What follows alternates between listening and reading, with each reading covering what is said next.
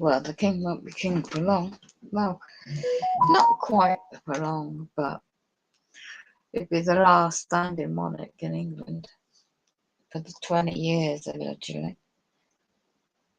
And then the younger generation in England don't really have much of a rapport to the real history of the aristocracy, of the history of Great Britain. And because they're not being taught that at school or education establishments. So it's all about technology, isn't it? So of course you might just find all this end of times fruition come into play in the next 20, well for now onward for 20 years. See the Civil War, civil unrest, digital currency, coming after the true Christians of Christ. Eventually the truth will come out because we the people, ordinary people, need to gain the power, because you can't turn to these puppet servants who are in control. It's like the Hunger Games. You see, they're dragging down, even the middle classes, they're dragging down everybody down to but going back in history when the monarchy saw their subjects, as just peasants, going back to the Middle Ages and Stone Age, not quite as far as that, where there isn't the mod cons. You see, they have to crash the economy first, and then control the money supply, the food supply, and then if you don't comply to their demands and requirements, then you starve, you go cold, you go hungry. What kind of monarchy would there be for the trust to be account, which is the birth certificate, crown copyrighted, so all those trusts within the Commonwealth locations, and England, Ireland, and Scotland, so all that wealth, the king, the new king of England, and the consort queen, it should have been Diana if she hadn't died. And so all this, how much does all this cost? This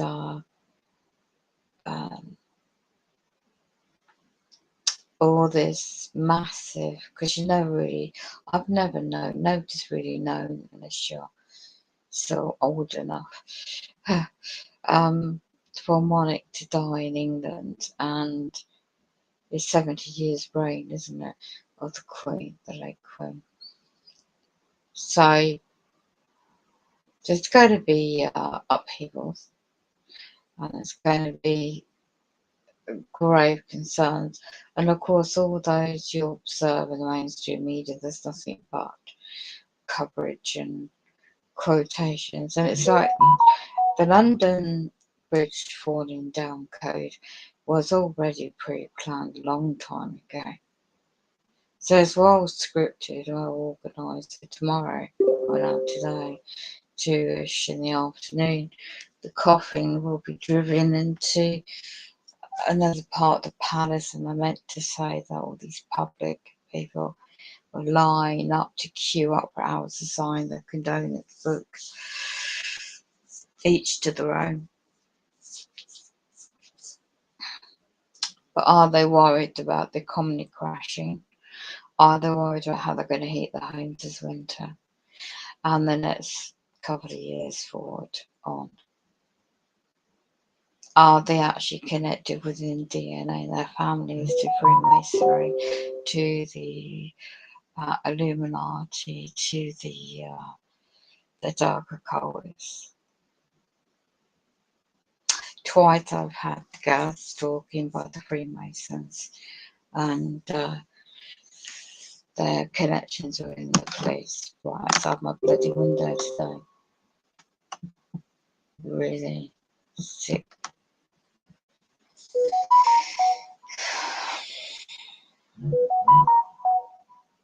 So our people's mindset's fickle, you know. Aliens from Mars or on Earth. Pro and con. This is the stupid idiots that just posting, grabbing things. Freemason prisons, yeah. There's all sorts going on. People are spiritually waking up to a lot of good subjects, a lot of good information. There's battle. There's spiritual battle. And this is why they censorship my internet as well, because you got MI5, MI6, who else? Yeah.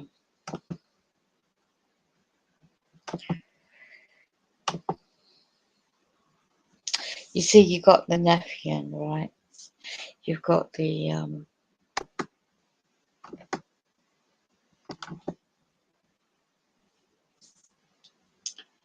you know, people are making these videos, right, and evidence based, right, of Newbury and Wilmwood and the colours, and I'm also aware you got to be careful because it's mixed up with Project Bluebeam.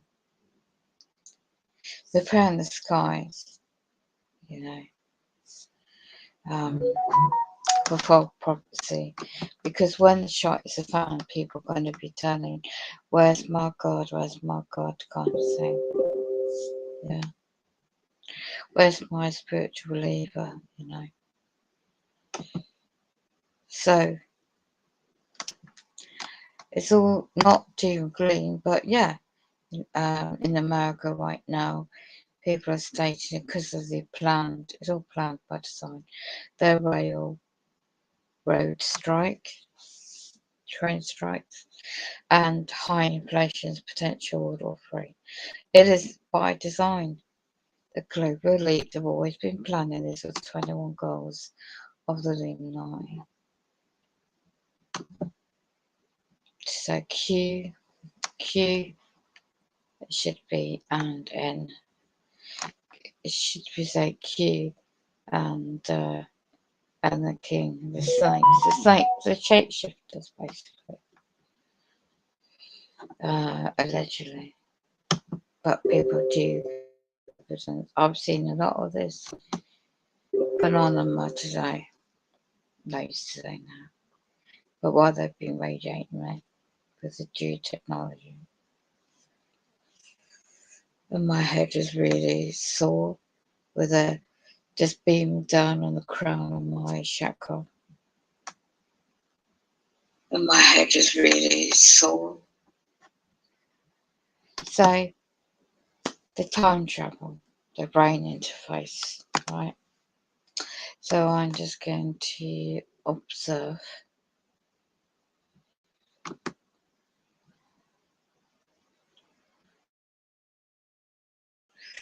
I know nobody comes in the chat because this is deliberately designed because this main internet is being rerouted. I've got the evidence to show that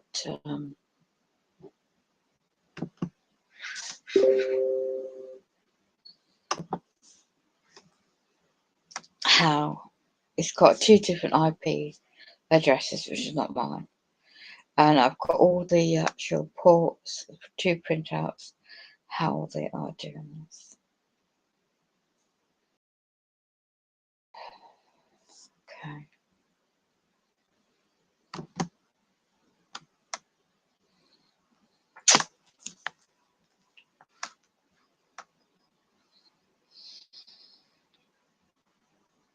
So it's not quite aliens, it's reptilians, the underground dams and bases, You got a guy's channel called Richard Bruce, which is really good.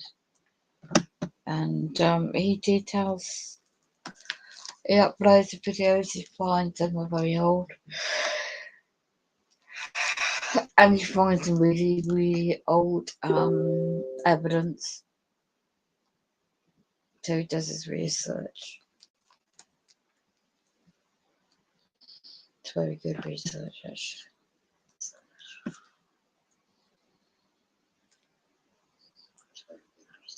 So, and they're just radiating my stomach. My whole middle of my stomach is like swollen up. Like I'm about 10 months pregnant, but I'm really not. And it's a radiation effect of the ramped up the 5G technology. And it's a radiation effect.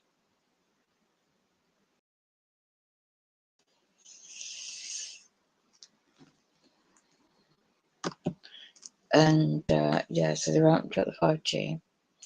And as I'm just trying to finish off to fresh off, because it's really, the skin gets really hot when they're radiating you with the scalar waves, brain interface. So this time travel links in with the brain interface and the mind control, and the Project Pegasus. Found another link that might be of intriguement. So I gotta go and find it. Because family, I just fall asleep again. They're trying to make sure I fall asleep. The Queen's funeral was the same day as last year's. Did you know that? The date of the Queen's funeral is in the Illuminati cards. First, I'm going to show you this guy's channel. He's so spot on so far as well. So I'll get his channel up, then I'll screen share it. Is there a connection between La Palma and the Queen's? They're respecting. Come on. They're either going to falsify the evidence of comets, so damn close to our, low level in the clouds. And they're going to, do some kind of planned operation to scare the hell out of people and feed off the fear. That's what reptilians do. Soul catchers. And at the same time, the pole shift could happen. So stop fucking radiating my bloody head, because it's really painful. And they're radiating my ears at the same time.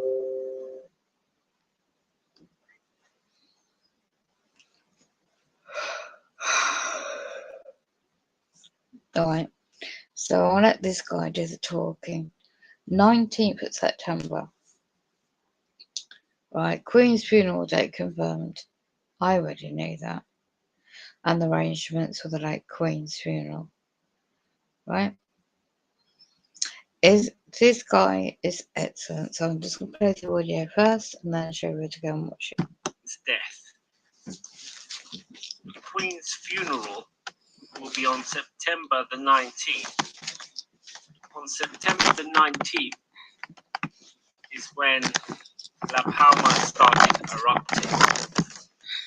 The earthquake swarm on La Palma was on September 11th. BBC 20 years ago predicted that part of La Palma would crash into the Atlantic Ocean and cause a mega tsunami.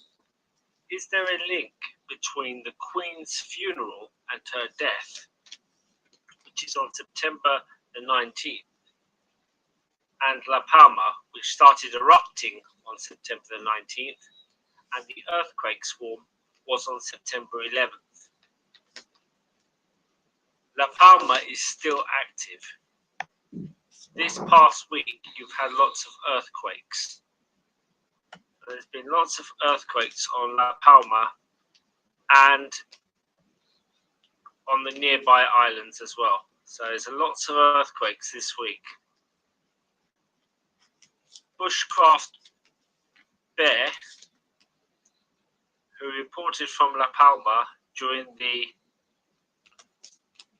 event, is back on La Palma, and a large section of La Palma, is out of bounds. So a whole part of La Palma, a whole city next to the sea, so the part that's going to fall into the sea, it's all deserted and it's cordoned off to the public. So the public are not allowed to go near the part of La Palma that is going to fall into the sea, and a whole town has been evacuated. This tells me that something is going to happen, or something could happen, as this section is all cordoned off. That gives them time to make their preparations in secret. So they've managed to get rid of the people from that area, and so they can do their work. Because I believe this will be a man-made event. Yeah. And the excuse of this collapsing will be a tsunami that hits America. And remember that Columbus left the Canary Islands to discover America. Also, the name of the volcano, Cumbre Vieja, means old peak. Does this refer to the Queen? The Queen being the old peak, and now she's gone, and now we're ready for the new age, the new world. And is it going to be the end of the monarchy? Are these events with the crown bug about the ending of the monarchy and the development of this new age? Yes. And part of this will be this event, this tsunami event. Now, what I noticed is that when the Queen died, you had lots of articles saying that there was a seismic shock. And what will bring the part of the Canary Islands down into the sea will be a seismic shock. It will be an earthquake. So, in lots of reports on her death, there's headlines like collective seismic shock, seismic moment, a seismic day. So if you've been listening to the media, they've been using the word seismic a lot when describing the Queen's death. And over the past couple of years with the crown bug, they've been repeating the word tsunami and waves. Is there a connection between the Queen's death and La Palma, which means old peak? Will it crash into the sea? And is there another clue with the Queen's funeral being on the exact same day that the eruption happened last year? Thank you. Call it coincidence or what?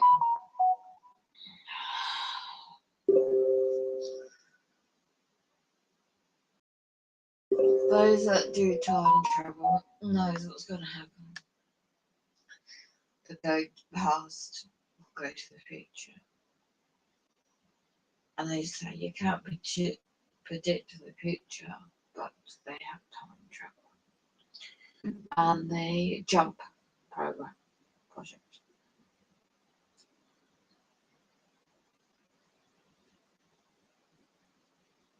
Yeah.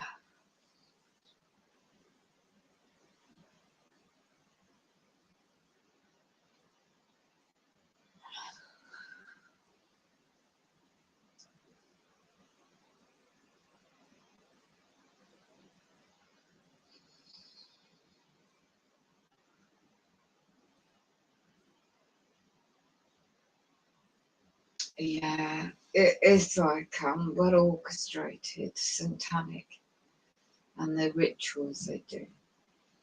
And all this is just part of it all.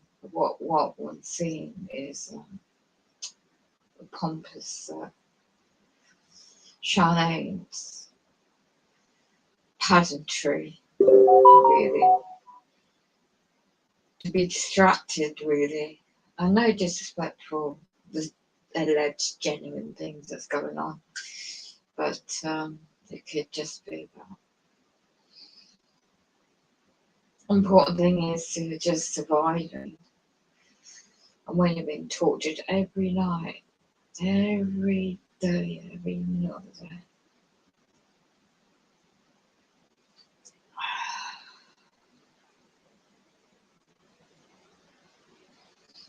And if you listen carefully to keywords and codes and numbers by the numbers as well, because patterns and symbols and programming,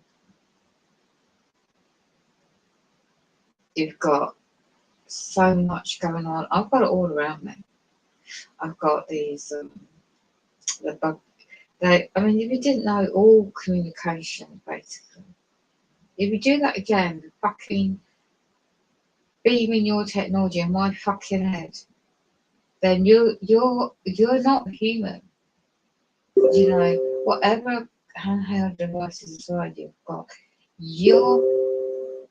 the financial system's going to crash. You're not going to get paid anymore for what you've been doing to me around here. Do you?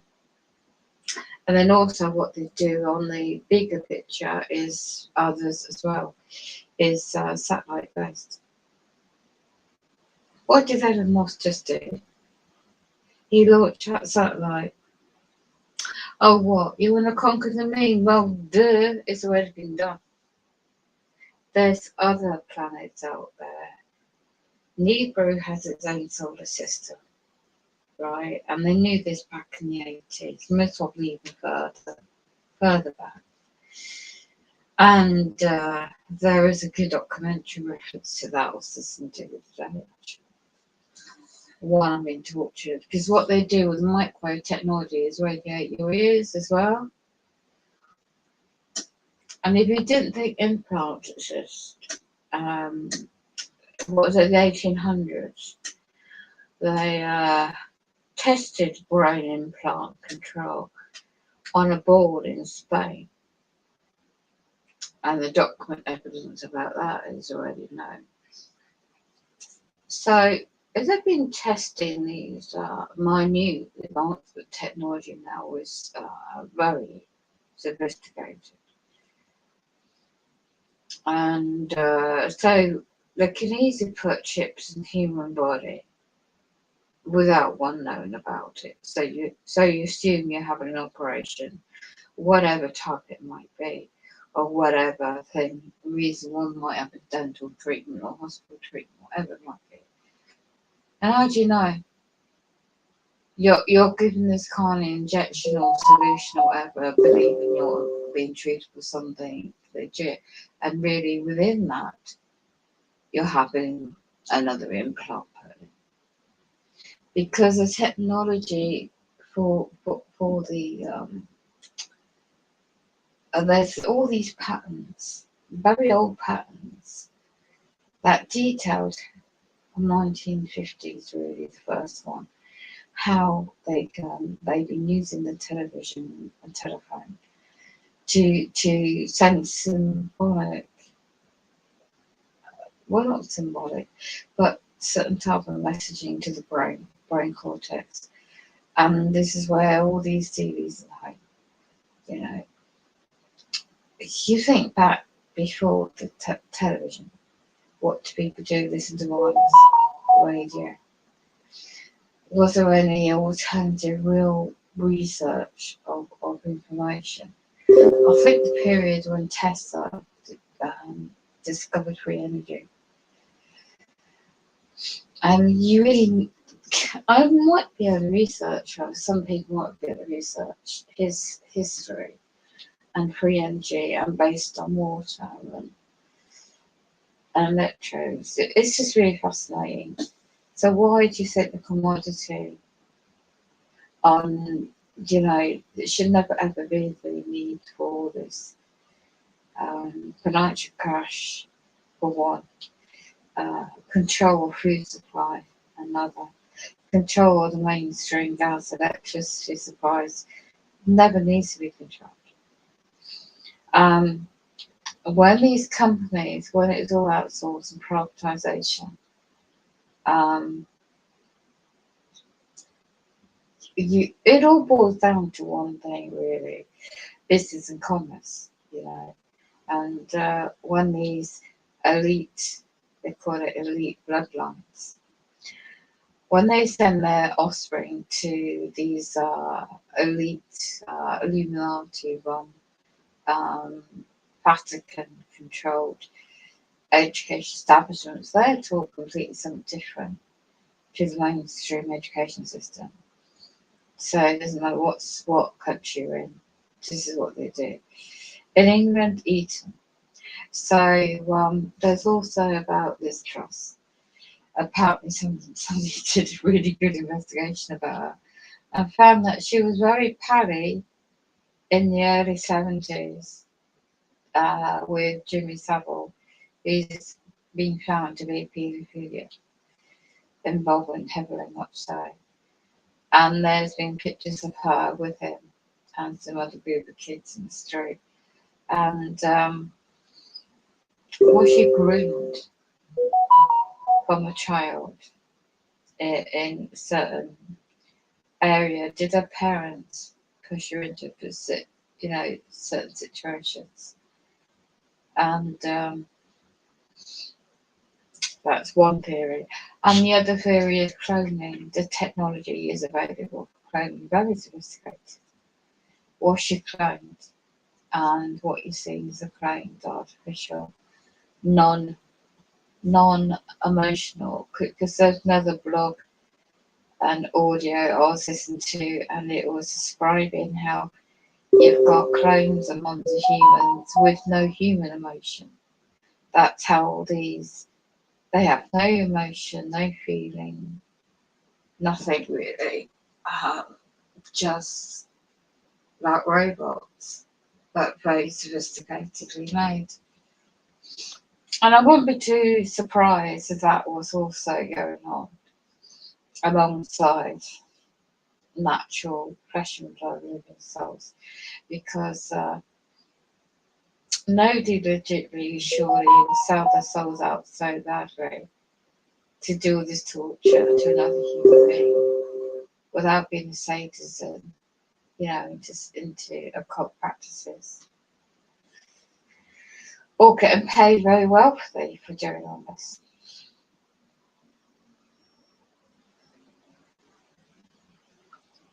So I got evidence of the footstep. I've got a lot of evidence and what they're doing to me and how it's done. Because when you have to do the research first, so you have to go on facts. Can't just assume things. You really need to do the research and be careful, because obviously everything's been monitored. So whatever you search, if you're waking up in such a spiritual sense that a lot of people are now, and you come across all this information and you connect the dots, you're going to be watching them. Just like what George Orwell, the author, in 1984 was stating already a long time ago.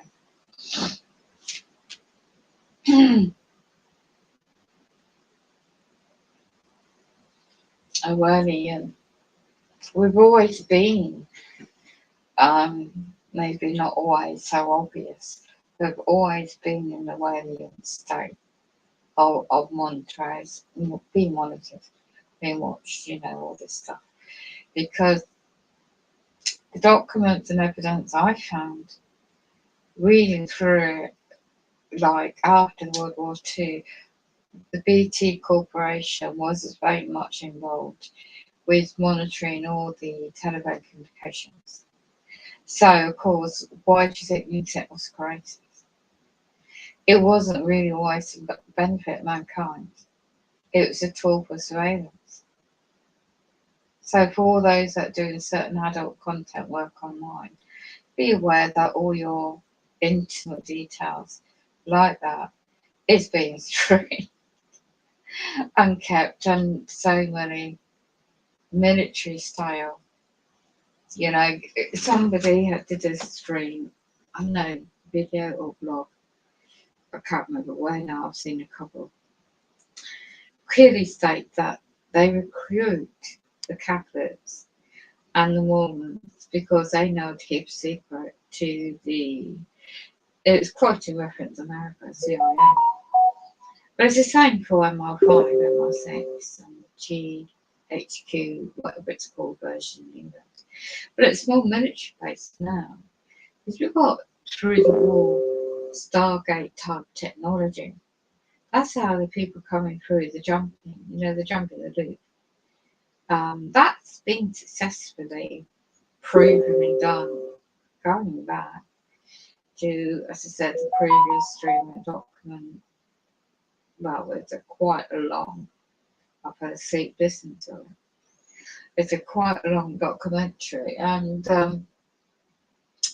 Project Papagis, I think, I can't remember the name of it now. But anyway, it was well put together. And everything was backed up with facts. So the military, I don't think he was in the army or the navy, but he used his two children to time travel with, to do the loop, the jumping, they called it, and went back in time and forward ahead, and how it was done. Yeah. And I remember about a year or so ago, before one of the generals got hacked and took down by you know who, because I just shared what I found, and it's nothing unlawful. It's just knowledge, and somebody shared some really good videos before TikTok and all this alternative social media popped up on the scene, that there was some strange phenomenon happening. I won't go into specifics, put it that way, just things I know already. They're radiating my ears as I speak. Because when you have a spiritual awakening, that these entities hate the fact that the flesh and blood are living, you know, men and women out there who are awakened, they have to literally control the neurons, the cortex, back of the cortex, and the brain. Within the when you read the patterns and how they do it, without consent, by the way, we're being subjected and tested upon for future technology. And what is it? It's upload. So you got a diseased body, that's no problem. We'll just upload your brain, your subconsciousness, or consciousness, or the consciousness, I assume, to a computer. And you're digitalized. You can live forever like God. But you're computerized. But you've got to pay. Your family's got to pay for the upload, not keep, to the computer systems. But your physical body will be gone. But where does the soul go? Well, if you fall for that transhumanism, your soul's been taken already by the occultism. And yeah, so Nicholson1968.com is a good website.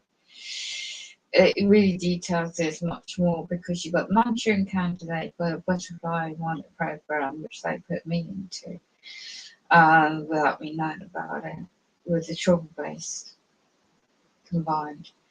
And then you've got so much AI technology. So when you look at, like I did earlier, a couple of videos I've uploaded to different channels are breaking down the shape of shifting of the king. King of England. Well, not necessarily his face, but what people that can break down technology, right? Because the camera, the mirage, the advancement in technology and video photography, etc., is very, very, very, very good. And so a few people, Divine Truth 1 and his channel 2, does break it down. He knows what he's looking at, which I saw him doing of a similar video. I don't know, I was just observing and I thought, hold on, something don't look right. Because with the reptilian race, I'm sure there could be other races out there and different definitions of, like the space wars, off-planet wars with different races. But just take the reptilian sides for a moment. So witnesses are saying what they've seen, experienced.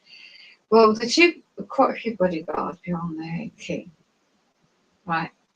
I didn't know how short the king was compared to these, what looked like about 7 foot, 6.5 to 7 foot tall, well-built men, in their suits. But the way, the mannerism, and I did a stop-start kind of thing, and just to capture what I could. Nothing really specific stood out, but the height. And I'm known for Nephilim, when the fallen angels in the Book of Enoch claims they met intimately with the children, well, not children, with the wife, weren't even wives, with the women on a fair woman of earth, and bore giants, they were giants. So I'm not expert in that scripture or the biblical text on the Queen of either. But what I saw,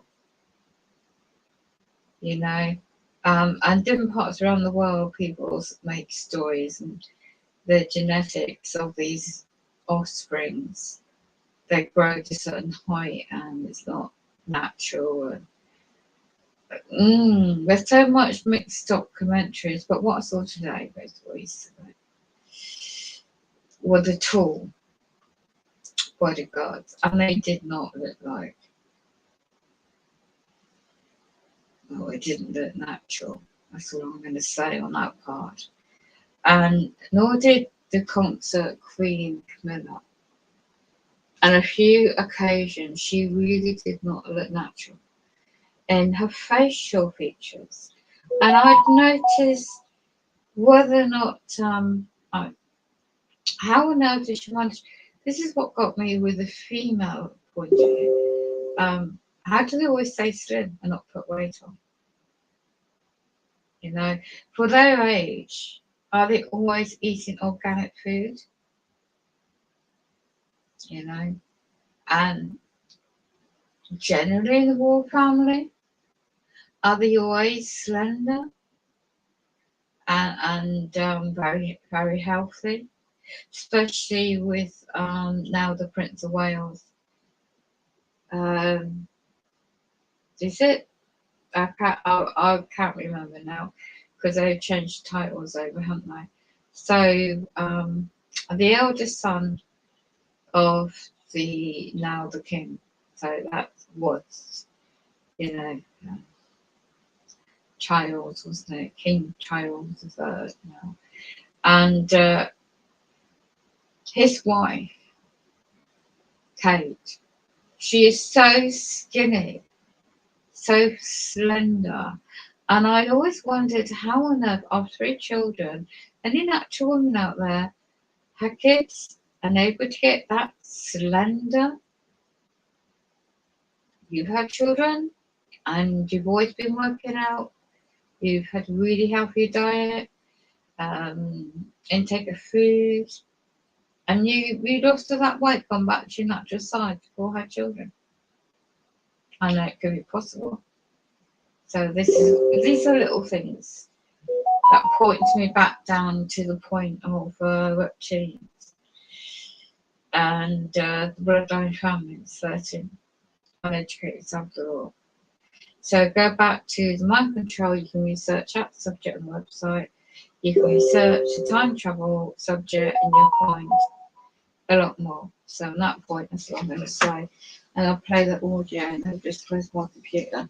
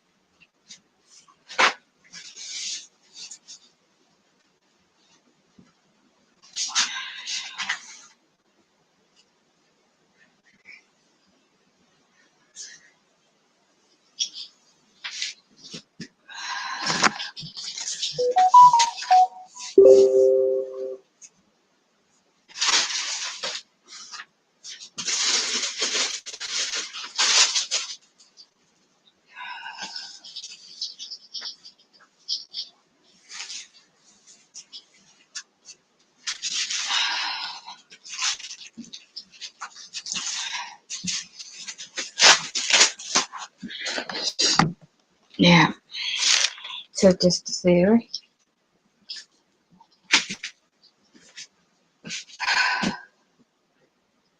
So radiate your body and you're just like, oh my gosh.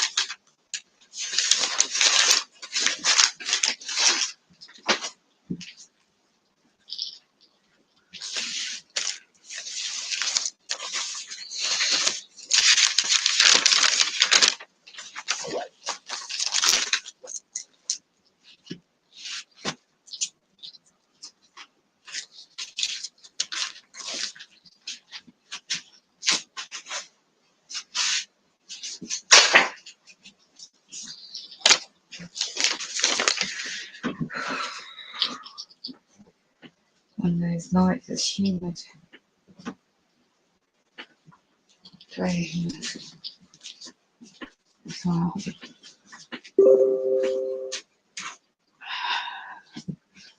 getting radiated. You want to drink clean water.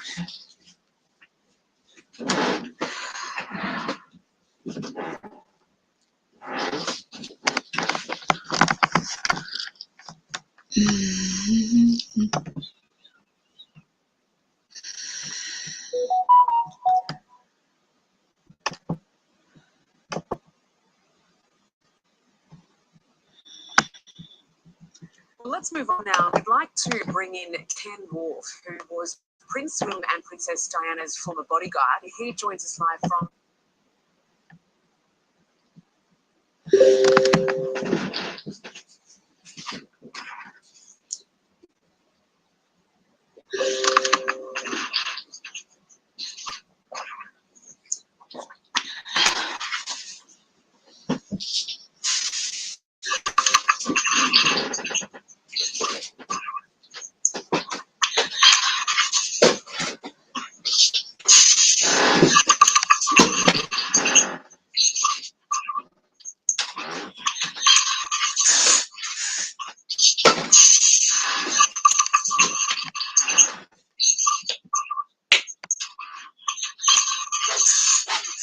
Which chorus, I think, puts the clip on.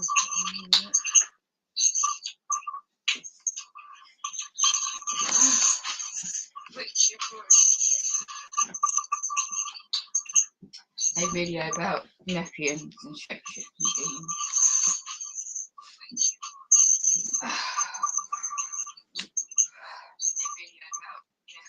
Soul catching.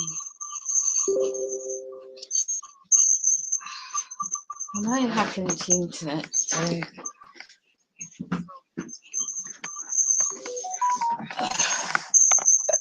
that's good, isn't it?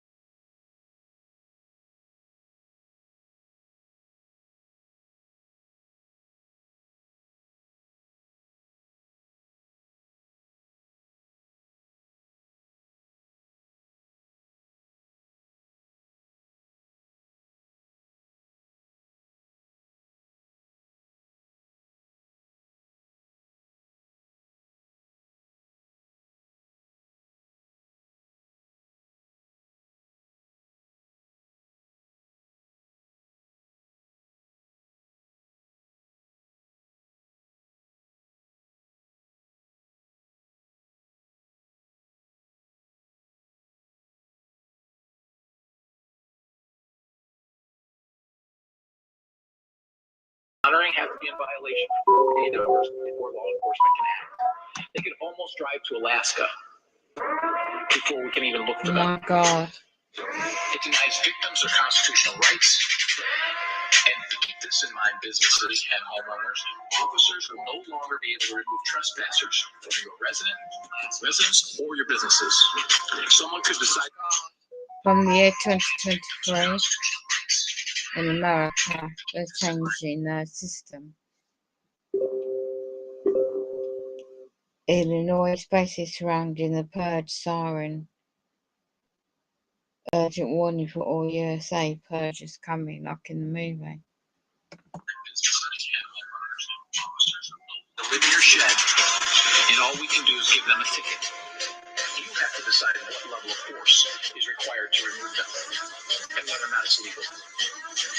This is a massive threat to the residents of Oral Park, Cook County, and Illinois. Big things will go into effect, and people need to be aware of this. It abolishes cash bail for almost every offense. This includes, but isn't limited to, kidnapping, armed robbery, second-degree murder, drug-induced homicide, aggravated DUI, threatening a public official, and aggravated fleeing and eluding. Offenders released on electronic monitoring have to be in violation for 48 hours before law enforcement can act. They could almost drive to Alaska before we can even look for them. It denies victims their constitutional rights. And to keep this in mind, businesses and homeowners, officers will no longer be able to remove trespassers from your residence or your businesses. Someone could decide to live in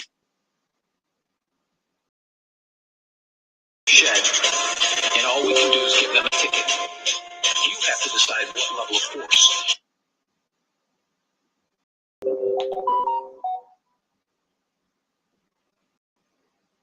Okay, so I'm also going to look at one of his videos. Will this be the end of the monarch? It's fascinating. It is, and as Lord Bottomley were talking to him, was referring to this and saying how, you know, some people will say, well, you know, how come we've got a royal family? It's not very democratic. The fact of the matter is, it is democratic, you know, until we have a revolution. It's democratic in the sense that the British public is laissez-faire about changing it. Yes.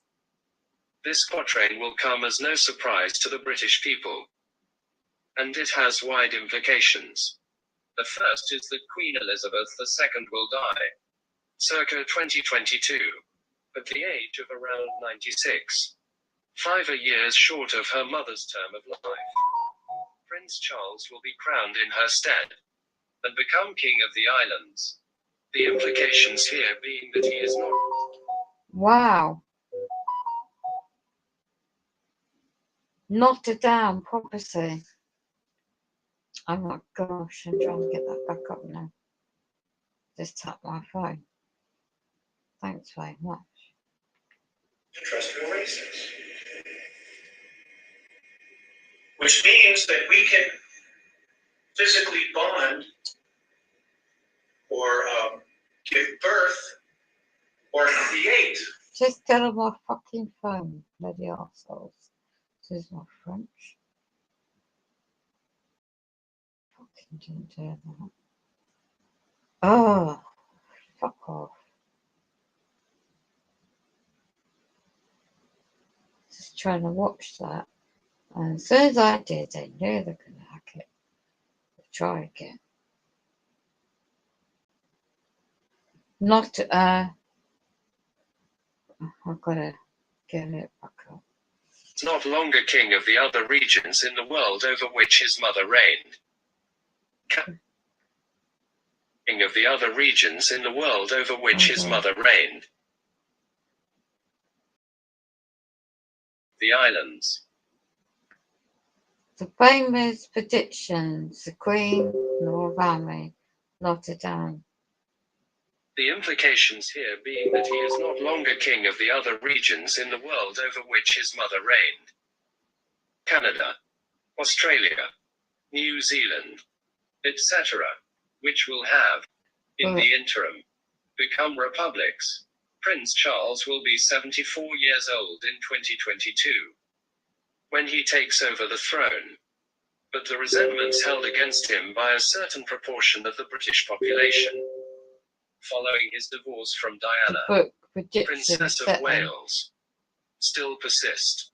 The pressure on him is so great, and at his ago so much against him, that Charles agrees to abdicate in favour of his son. There you go. The question is, which son? For in the last line Nostradamus makes it very clear that a man will replace him who never expected to be king. Does this mean that Prince William, who would have expected to succeed his father, is no longer in the picture, and that Prince Harry, by process of default, becomes king in his stead? That would make him King Henry IX, aged just 38. Notes. These accounts have been confirmed as genuine, however this passage has been rewritten by someone. WHO has made sense of the quatrain. Thanks for listening. Learn something new today. LSNT.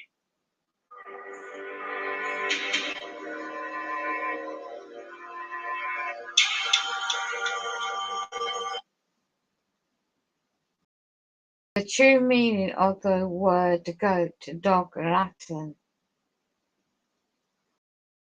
Wow. Now that would make sense. Because of what happened to the late Princess Diana and involving Charles, King Charles III, now it's called, and with Camilla, the Queen Consort. And then how would they sidestep Prince, is it Wales now? I can't remember. And sidestep for Harry because of Meghan, and that monarchy will be destroyed. Could it be? Question mark. Because of her really wanting to be in America and doing a whole thing, and him not wanting to take the war duties up and be more modern. Is that what their future plan for the global elites and the Rothschild banking cartel controlling the system worldwide? Let me just recap on this.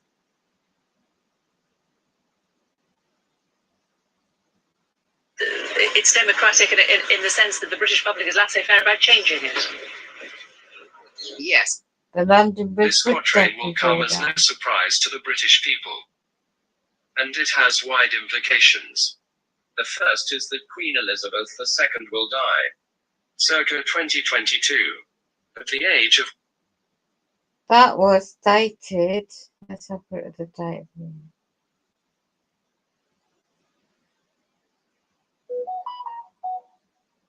73-year-old man finally gets a job. Daily.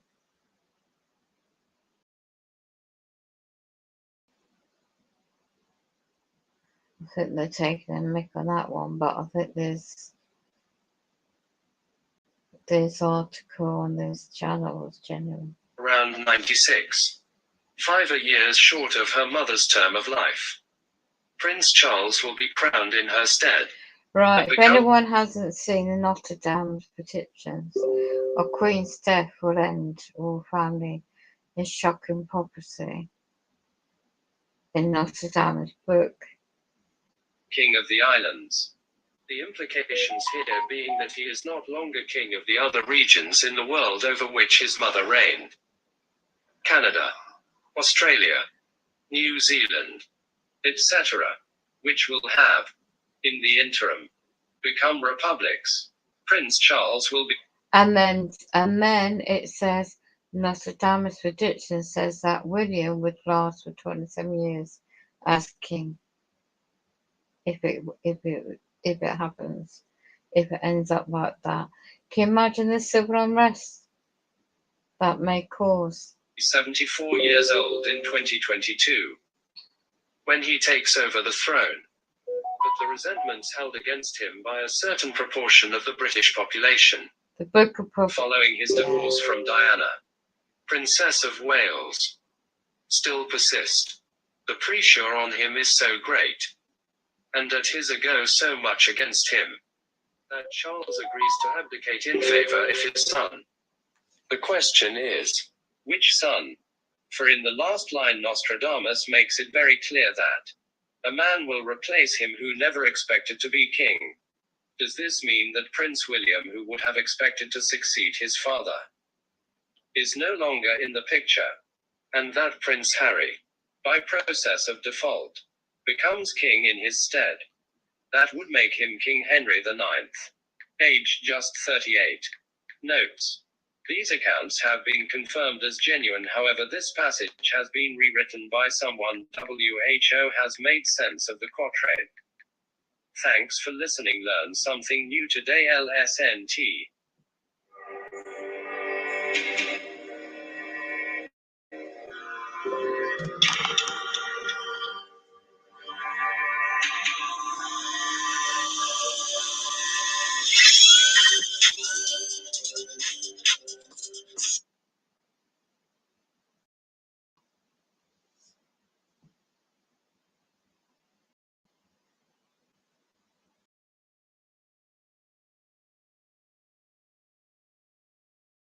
Yeah.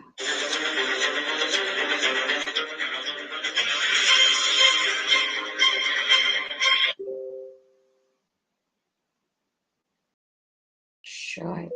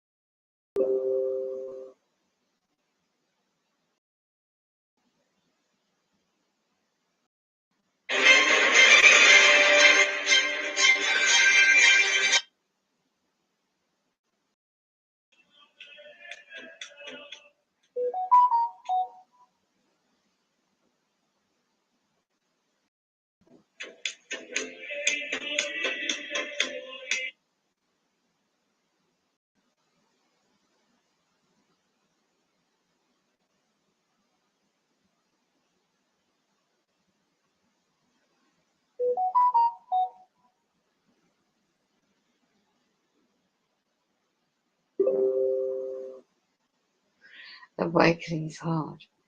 Part to change.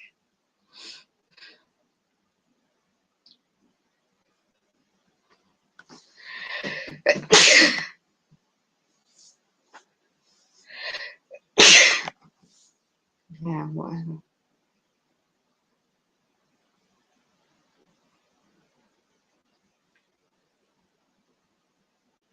They're raging me. I've got to stop for a minute.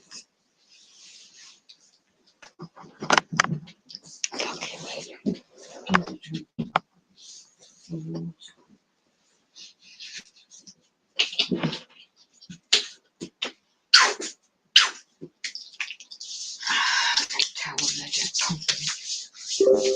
Oh,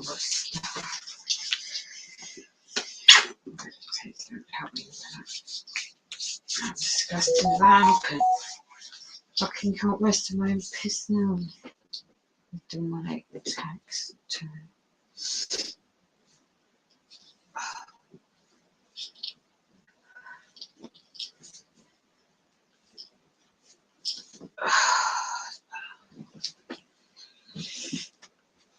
Ice cubes, that usually does it.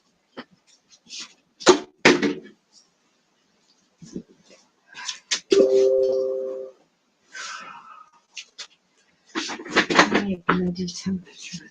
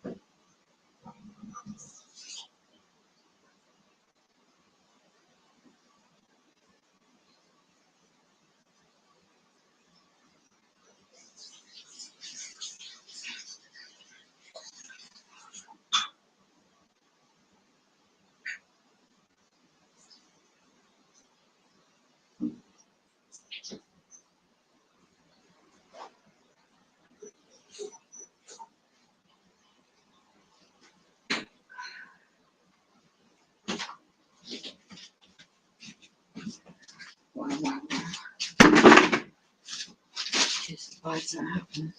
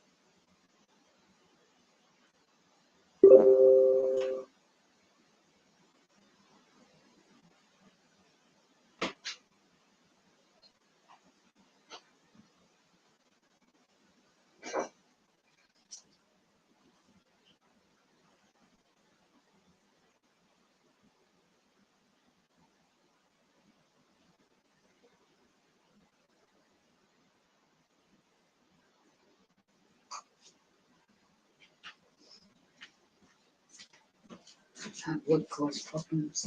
Shouldn't be it.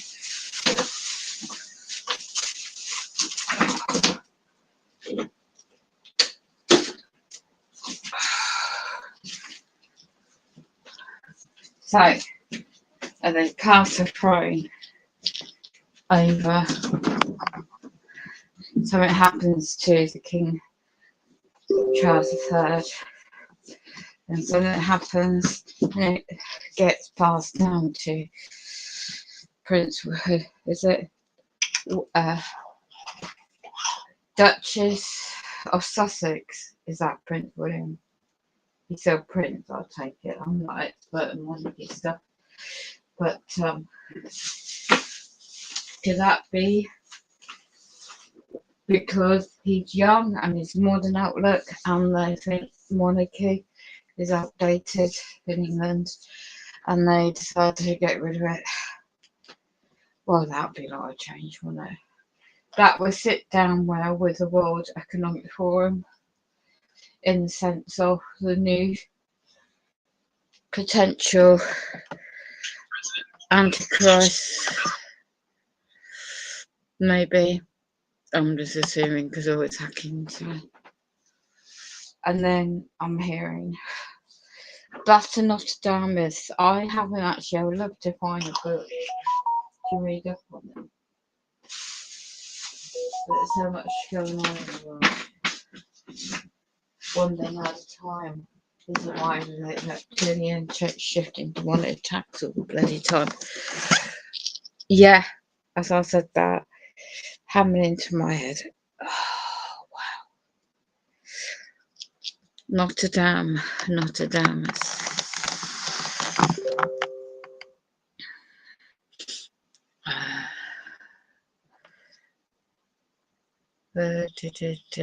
'Let me do a search.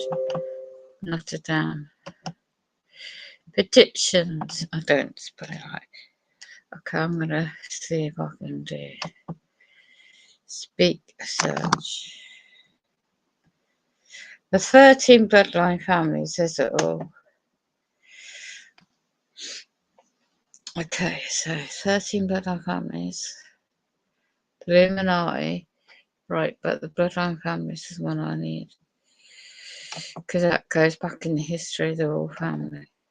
Well, the royalty, the nobility, black nobility is basically where it stems from.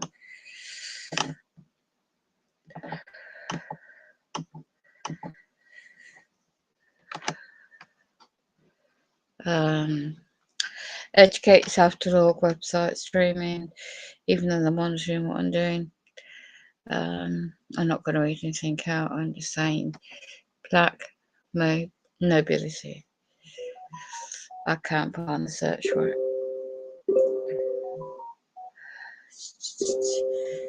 The advancement in technology is there. Just wondered there was a link. This radiation has affected me. Oh. The Rockefeller file.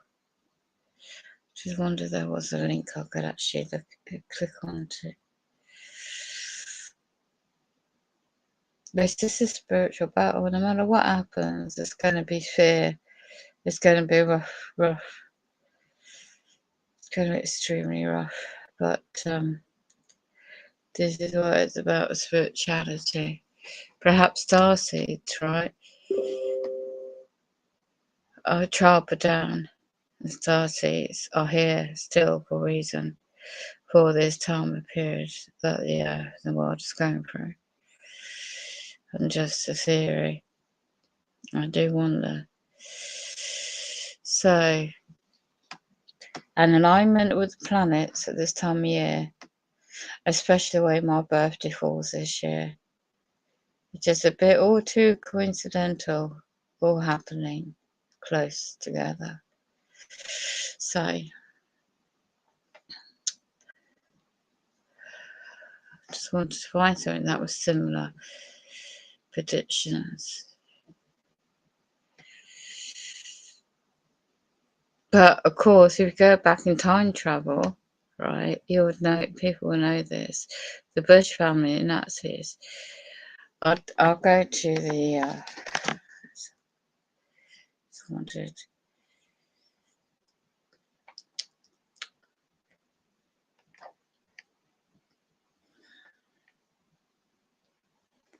Starting the Rockefeller because they're usually behind the banking industry. It's all finance reference to that.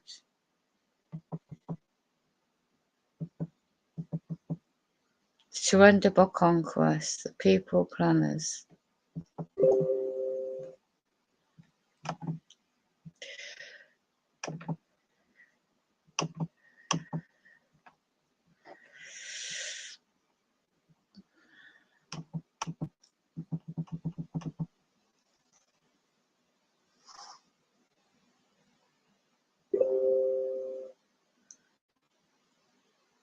Yeah, they started off a long time ago, you know. The Rockefellers, banking family. It's part of it.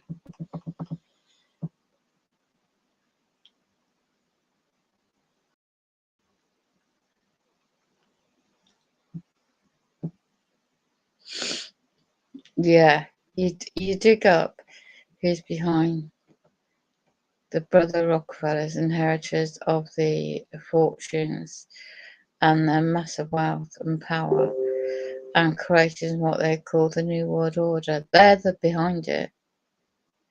These individuals are behind it. J.D. Rockefeller's oil, he found the oil a long time ago, along with a worth of 500 million, and what he was the American's first billionaire, you see. 8 hours after the story appeared, with oil shares had increased in value by a tidy 8 million. And not a bad return for a single man's labour, or a day's labour, even for Rockefeller. The Rockefeller brothers, inheritors of that fortune, were using their massive wealth and power and privilege to create what they call the New World Order. So they're behind it all. Well, apart from the biblical and spiritual side on top. Seen at the far right is David, chairman of the board of the Council on Foreign Relations, and the Chase Manhattan Bank, Windsor, deceased 73. John D. III, deceased 1978. The Advocate of the People, Control Nelson, deceased 1979. The Political Rockefeller and the Lawson Control, Nelson, deceased 1979. The Political Rockefeller and the Lawsons, deceased 2004. After years of planning and campaigning, a brilliant corp defeat has finally installed Nelson in the White House, without the risk of an election. About this period, however, the picture of the family growing financially might become more murky. The Rockefellers began hiding their wealth from the public in tax collectors and trusts, this trust net, and foundations, as reported in the Washington Post. For 2 generations, the great fortunes passed down by John D. has been factional and made more complex by increasing layers of trusts and closely held companies, where no public reports are ever required and none volunteered. All requires politely be buffered. Rockefellers invented a scheme used by the super rich today. It's like the Hunger Games, the TV show. I've got to keep drinking water. So basically, I'm not screen sharing. Even though I am being rerouted my internet without consent.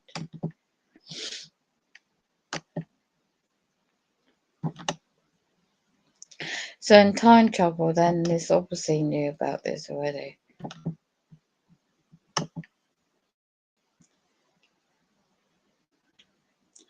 So bottom of the script just goes into the history.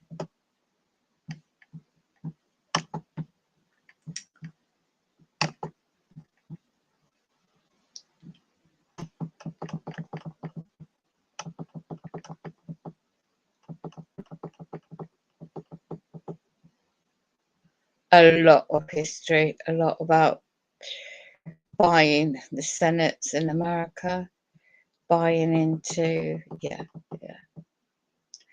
You find oil and you got enough wealth, you're being pushed into the advancement of technology. Right, let's go back and find anything to do black mobility.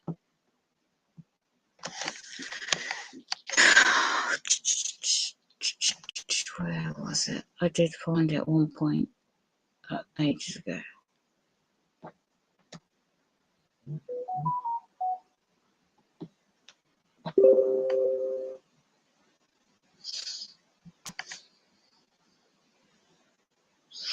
I think what I'm going to stick to, because of the shape-shifting demons, entities are out there, and there are the occultists out there. There is free energy out there, but they cover it all up by a few. So I can't quite find the link I want to actually highlight. Black mobility. You got Project Blue.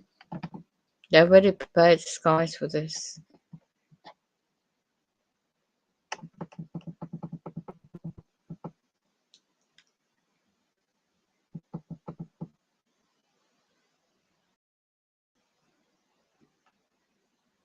But there's also known as something else.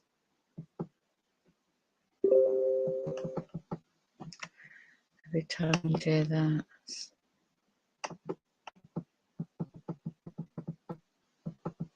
NASA's Project Bluebeam.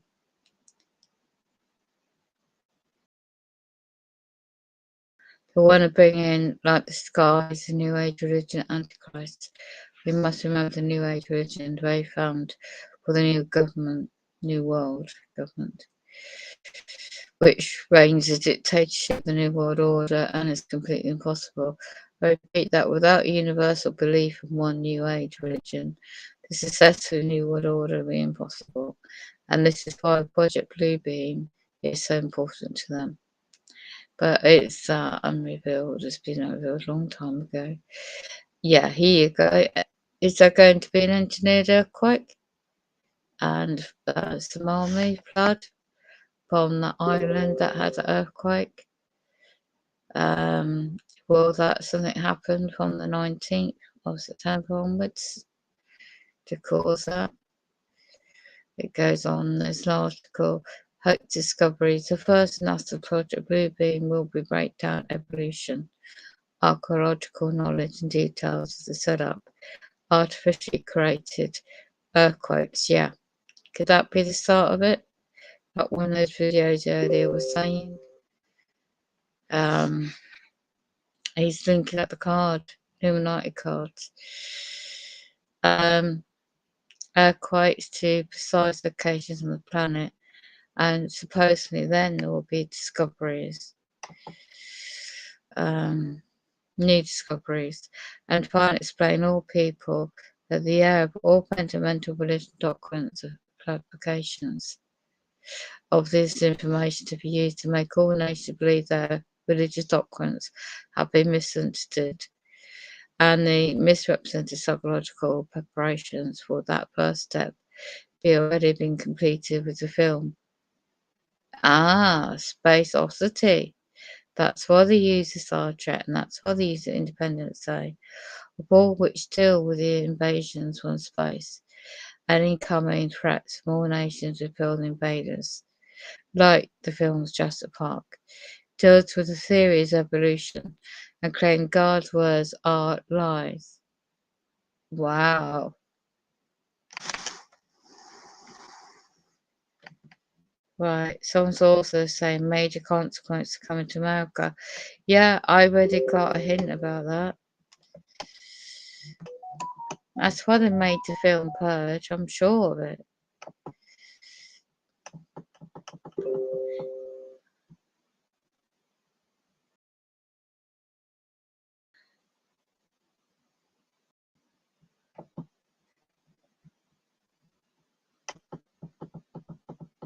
Big space show in the sky. Gigantic space show, three-dimensional optical holograms, space laser projection and multiple hologram images to give different parts of the world, each receiving different images. Well, you see, they have been preparing the sky very light colour blue.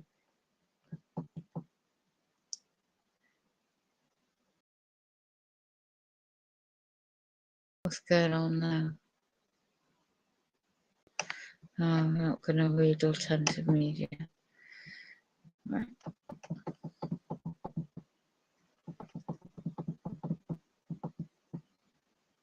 Yeah, I knew about Project Bluebeam. Okay, go back out. I do believe it's important to know about.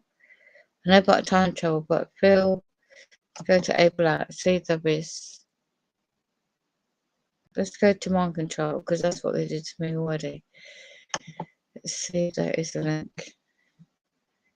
audio or something.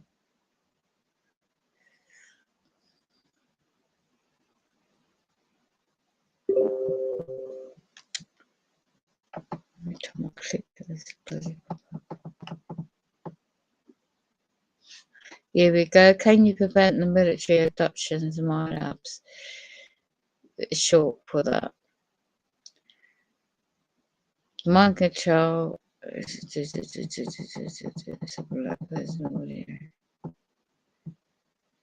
Yeah, that's what they're doing. The ELF micro transmission. Why are you talking about bloody brain? It really hurts. They don't care.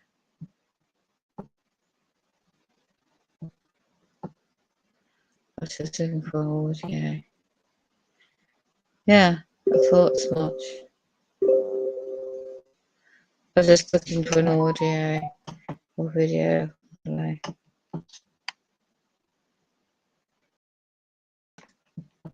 Manchurian Project, I knew about that. I was looking for audios.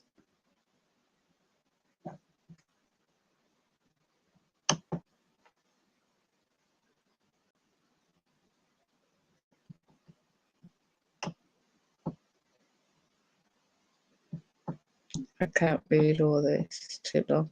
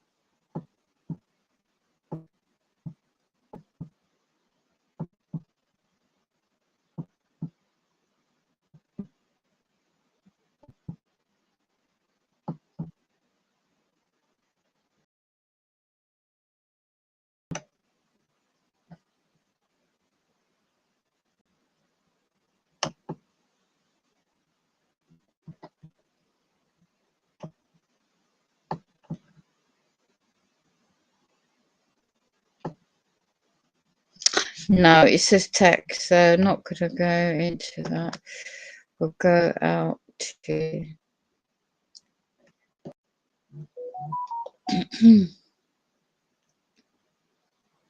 Bill Cooper.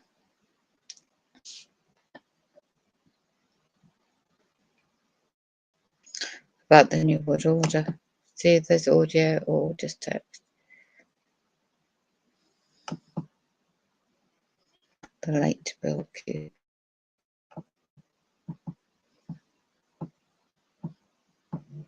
And you go. Oh yes, ladies and gentlemen, it is a big idea, and it's not new in the making. Those of you who think that George Bush coined that phrase, or he's the only one over the years that has uttered that phrase, you just haven't been paying attention. Adolf Hitler used virtually the same term, ladies and gentlemen. Stalin used virtually the same term. It has been used throughout history many times by many different people, all meaning exactly the same thing. When I was in the United States Navy, ladies and gentlemen, I was attached to the Office of Naval Intelligence for the last, well, not the last, but for a period of approximately 5 years during my naval career. I had been 4 years in the United States Air Force with the Strategic Air Command, and was in the United States Navy about 11 years. And during that stint was attached to the Office of Naval Intelligence, where I learned most of the information that set me on a course to find out what was really happening to this country. Was as a member of the intelligence briefing team for the Commander-in-Chief of the United States Pacific Fleet, who at that time was Admiral Bernard Clary. I saw documents that usually only very few people would ever see, and would never see all of these different operations and programs and projects all at once, as I and the other members of the briefing team did. Now let me explain to you how security clearances work in the government. There is no such thing, ladies and gentlemen, as above top secret. So when you hear people talking foolishly about 23 levels above top secret, they're lying to you. There's not even one level above top secret. Top secret is the highest level of classification of information in the United States government and the military service. There are sub-compartmentalizations of the classification of top secret.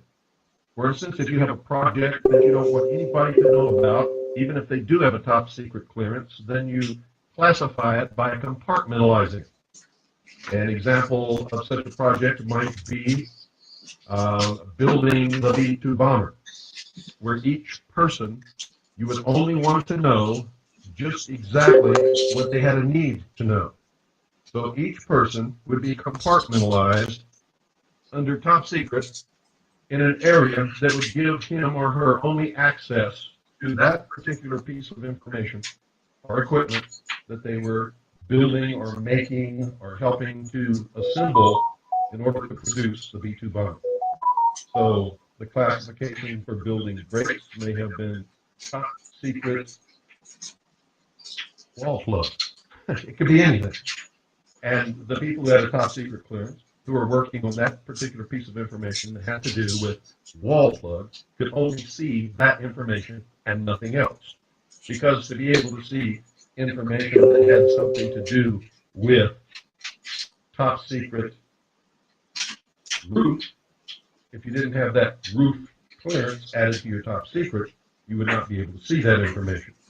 Now, I'm just making these things up to give you some idea of what I'm talking about. While I was on the briefing team of the Commander-in-Chief of the United States Pacific Fleet, I noticed one thing. All of the members of the briefing team and everybody who had anything to do with intelligence were members of at least one or more of the so-called secret societies known to most of us as fraternal organizations. I wondered how I was assigned to the Office of Naval Intelligence until I began to remember how I had filled out my forms to get my security clearance. It came to a page that folded out like some of the computer paper that goes through a printer. It's all attached. You can have 5,000 feet of computer paper if you want to.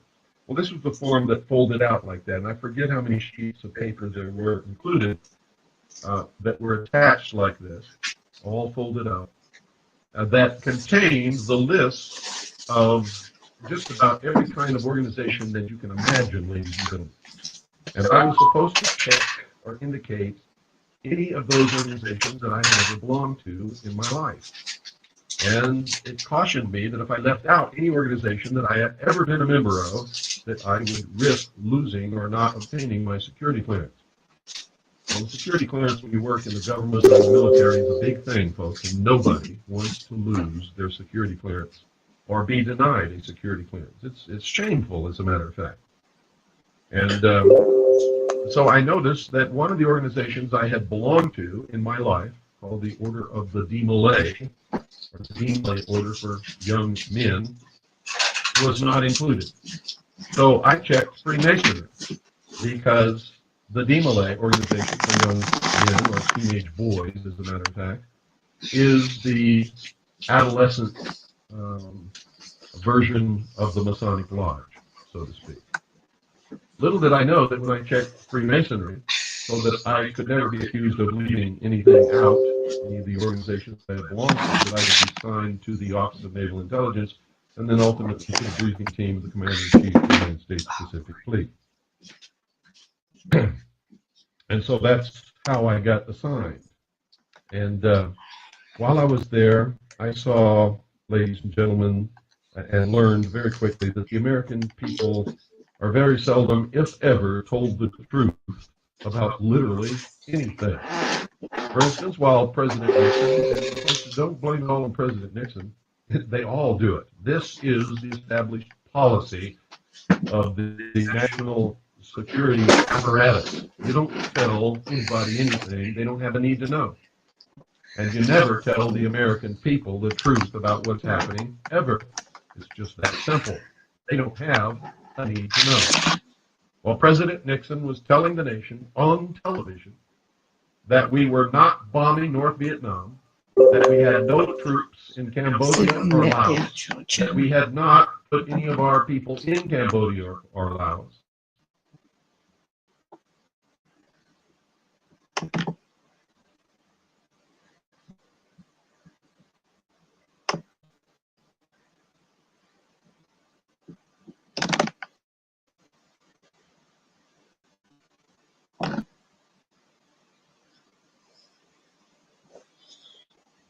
What's happening ever.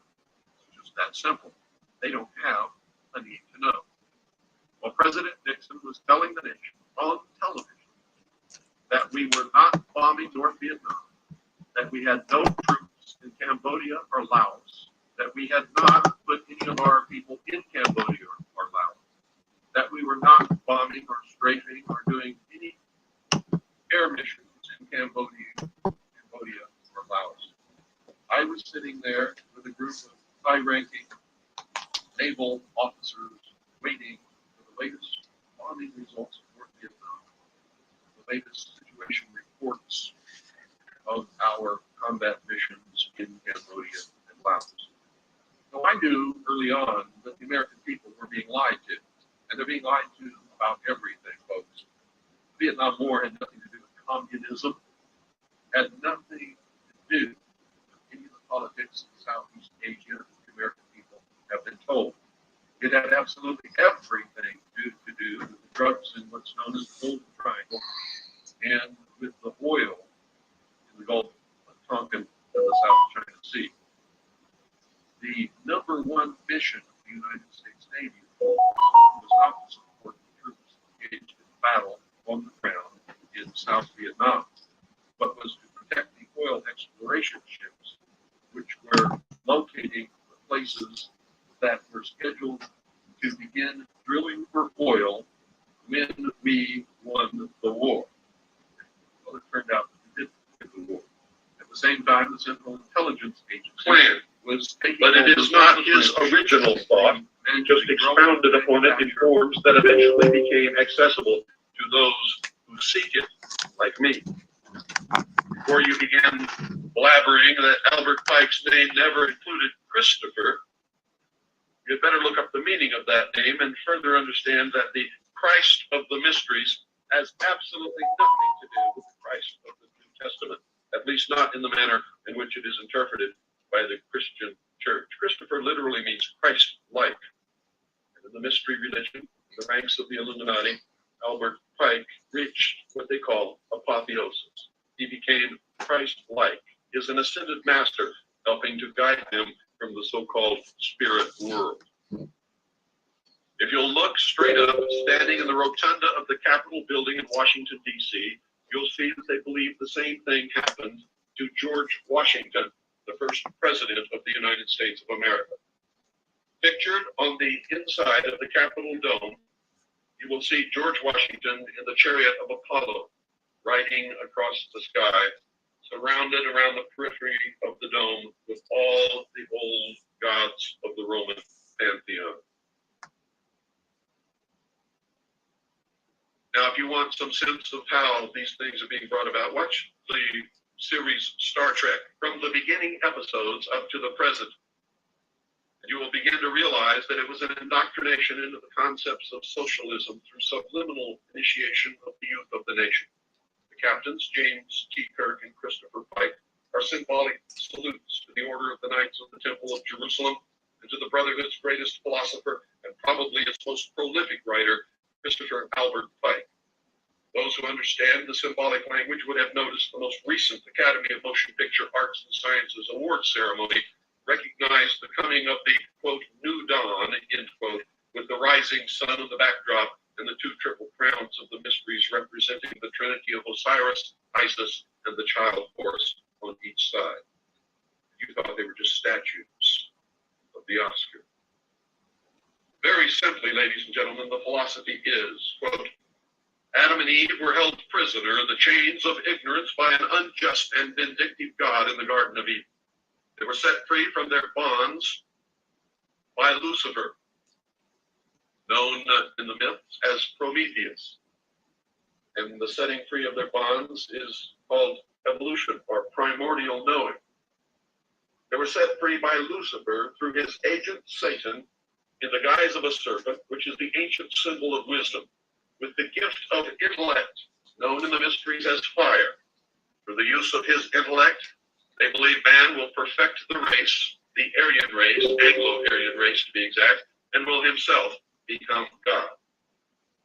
It is a metaphor for the development of the thinking man through the process of evolution and the eventual domination of the universe by learning how to dominate and control nature. This process is called magic. The result will be the apotheosis of the race of mankind and the elimination of all who cannot make this paradigm shift in the coming new age. The alchemists had the same religion, but disguised it, ladies and gentlemen, under the profane interpretation of the exoteric or outward expression of turning lead into gold. The search for the philosopher's pure red stone was really the attempt to perfect the soul of mankind. Don't you really feel pretty smart now? I hope so. I hope a light is coming on in your head, because of a lot of this you have seen glimpses of, little pieces here and there. Some of the symbology has mystified you. Some of it will gel in your mind as you hear this. Those who are attracted to the mysteries, ladies and gentlemen, who are unable to grasp the esoteric meaning of their education, often take the exoteric meaning to be the truth and turn to Satan or Lucifer as their object of worship, never understanding the metaphor for a much deeper philosophy. The order never objects to this because these Satan worshippers are useful in their own manner.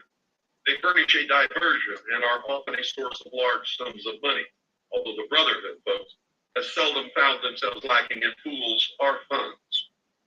Shirley MacLaine understands the philosophy perfectly, though probably not in its correct interpretation. She is a member in good standing. I am God is, of course, the true message. Fire is the god of the mysteries, and its priests are the philosophers of fire. They believe that any concept of creation must result in the idea that all things are manifestations of the Creator, which is pantheism. Since man is the only creation with intelligence and original thought, the combined or collective consciousness of mankind, they believe, is the mind of God. Ergo, man is God. That should enlighten you to the source of some of the more difficult to understand concepts of the so-called New Age movement. Now, ladies and gentlemen, don't get the fool, awed by the mysteries, the profane, mixed up with the king or the initiate known as Fraternitas Rex Mundi. Those who cannot understand this philosophy through the hidden language of symbology and make the shift in thinking for the coming millennium are doomed to extinction. And the spokespersons of the New Age make absolutely no secret of this fact. It has been published over and over and over again that those who cannot make this so-called paradigm shift will simply be exterminated. Wake up, America, you've been had, and wise up. None of you, and I'll say it again and again, and I don't care how angry you get with me, it is absolutely true. None of you are even remotely as smart as you think you are. This is the age of deception, and the world is balanced upon a razor. One half is going to be exterminated if these people have their way, and the other half is scheduled to be enslaved in the mystical union between the moon, which is Isis or the church, and the sun, which is Osiris or the doctrine. Greeks, the sun, spelled S-O-N, of the morning, which is Horus or the full body of initiates or adepts, on the horizon, which is Horus risen, in the, quote, new dawn, end quote, which is the realization of the New World Order. With that in mind, read the full text of President Clinton's 1997 State of the Union address to Congress. If the light doesn't flicker on in your brain when you read that, you are beyond help. He said,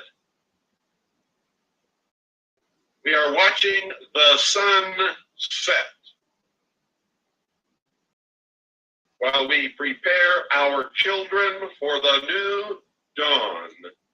We have 1,000 days to complete our work."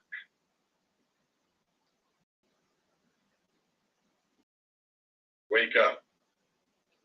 This conspiracy, ladies and gentlemen, is also extremely racist. These people consider blacks, Hispanics, and Aboriginal people to be, quote, useless eaters, end quote. They believe, or at least profess, that the Anglo-Aryan race is the true Israel, and thus the master race. Now, in all truth, the leaders of this subversion don't believe any such thing, ladies and gentlemen, but they use this as a tool to manipulate and guide these silly idiots who do. Despite the racism of the Illuminati, they have convinced the useless eaters that they are their friends, benefactors, and protectors. While destroying these poor people with socialism, they have convinced them that Marx is their savior.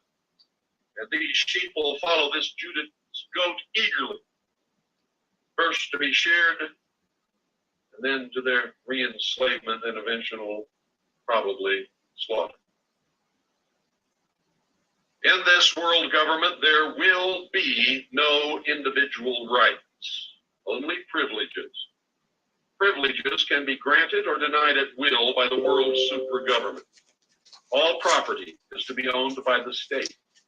There will be a redistribution of wealth in order to eliminate class differences and level the standard of living to a much lower level in the advanced nations, such as the United States of America, and to a higher standard of living in the so-called third world nations.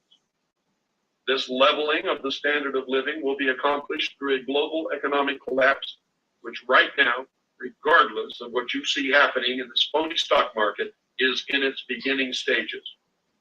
The economic collapse will fulfill the goal of Marx and Engels' Communist Manifesto, which mandates the elimination of the middle class. The graduated income tax, NAFTA, and GATT, which have caused industry to move into third world nations in order that corporations may exploit cheap labor, are also a part of this process. All county and state governments are to be eliminated and replaced with regional government. Those of you listening who are in county and state and city governments already have felt the pressure to bring this about. These regional governments are in fact already in place. Regionalism is gradually taking control throughout America. There will be no more cash money. All trade will be accomplished by a system of computer credits, with accounts accessed through debit cards or computer chip implants, which will also serve as personal identification, driver's license, and etc. The plan, ladies and gentlemen, for the creation of a socialist world government is protected by an invented extraterrestrial threat from space. The entire UFO phenomenon and the so-called ufology, which I call the ufology movement, has been created to further the protection and activation of this plan. Within Majesty 12 is Operation Majority, which justifies the plan by presenting an extraterrestrial threat as the reason for the necessity for world government. Operation Majority is named after the original Bolshevik party, which sparked the Russian Revolution. Bolshevik literally means the majority. The plan states that if the American people are ever told of this extraterrestrial presence, these aliens will destroy the United States of America. Now, folks, all who have access to this plan, who inadvertently discover the plan, are silenced by that warning. And when I first saw it, I believed it for over 16 years before I began to produce research that told me that this was all the biggest hoax in the history of the world to create a phony artificial threat to this earth. The report from Iron Mountain confirmed it. Statements made in 1917 by John Dewey, that's 1917, ladies and gentlemen, by John Dewey, in a speech he made in New York, also confirmed it. In my study of the broadcast on CBS, which was owned and created by William Paley, who, ladies and gentlemen, has always been an operative of the intelligence community of the United States of America, confirmed it. A further safeguard ensures that anyone who links the so-called alien threat with the coming world government will be ridiculed and discredited by the press. When I saw this plan while I was in the Navy, I believed it. It was not until I had performed many years of research that I was able to fully understand exactly what it was that I had seen. It was extremely difficult, at best, for me to believe that my government, the Navy, had used me in the manner in which they had, especially since I had dedicated my life to government and military service. Ladies and gentlemen, this plan is real. The extraterrestrial threat is artificial. Alien threat, or so-called alien threat, is presented as real through the use of secret technology which was originally developed by the Germans in their secret weapons programs during World War II, by geniuses like Nikola Tesla and many others. Most military and government personnel who have access to this material believe sincerely that the extraterrestrial threat is real. They, like I, could not and will not probably understand how they are being manipulated and lied to. It took me many years to understand it. None of them, and I can say this absolutely with no hesitation whatsoever, not one single one of them has ever seen any evidence of the existence of any extraterrestrial creature or any advanced technology other than that of human origin. All, and I mean all, ladies and gentlemen, so-called leaks are intentional disinformation projects perpetrated by the counterintelligence divisions of the various organizations within the intelligence community, which are designed to promote the artificial alien threat scenario while allowing for complete deniability on the part of government. The antics of Vicky Cooper, no relation, now Vicky Cooper Ecker, Donald Francis Ecker III, William Moore, Jamie Chandere, Stanton T. Friedman, Bud Hopkins, John Lear, Linda Moulton Howe, Art Bell, George Knapp, Colonel Philip Corso, the so-called alien autopsy film, which is a fake, fraud, hoax, NASA, the Mars meteorite, supposedly containing fossil evidence of life on Mars, and many other people and events are projects of this type. The plan, ladies and gentlemen, to create an artificial extraterrestrial threat to the Earth was first mentioned by John Dewey in New York during 1917 in a speech to the visiting Japanese imperial delegation headed by Viscount Ishii. The premise was tested for credibility with the CBS presentation of The War of the Worlds by Orson Welles and the Mercury Theater on October the 30th, 1938. The public believed that this broadcast was a real news event. Many people jumped out of windows. In Grover's Mill, New Jersey, farmers and residents ran out of their homes and, forgetting who they were and where they were, shot their own water tower to shreds, believing that it was one of these alien tripod death machines. The public believed that what they heard was real, and thus it set the stage for the implementation of an alien threat scenario. The only problem was that the state of the art of technology at that time did not allow for a believable presentation. The development of saucer-shaped wingless and tailless flying machines by the Germans during World War II and by the United States, Great Britain, Canada, and most probably Australia after World War II solved the problem. Now, we recently came into possession of a document that was released to us through the Freedom of Information Act from the Central Intelligence Agency. And here's what the document says. Memorandum to Director, Psychological Strategy Board, subject flying saucers. 1. I am today transmitting to the National Security Council a proposal, tab A, in which it is concluded that the problems connected with unidentified flying objects appear to have implications for psychological warfare, as well as for intelligence and operations. 2. The background for this view is presented in some detail in tab B. 3. I suggest that we discuss at an early board meeting the possible offensive or defensive utilization of these phenomena for psychological warfare purposes. Signed, Walter B. Smith, known as General Walter Bedell Smith, who at that time was the director of the Central Intelligence Agency. Ladies and gentlemen, you cannot use something for psychological warfare or for intelligence and operations. You cannot use them for defensive utilization or for psychological warfare purposes unless you are the ones who have complete and total control over these objects. After World War II, the announcement of the Jewish Holocaust, the proposal of a world government which would prevent future wars and genocide by the formation of the United Nations in 1945, and the announcement of sightings of flying saucers by Kenneth Arnold.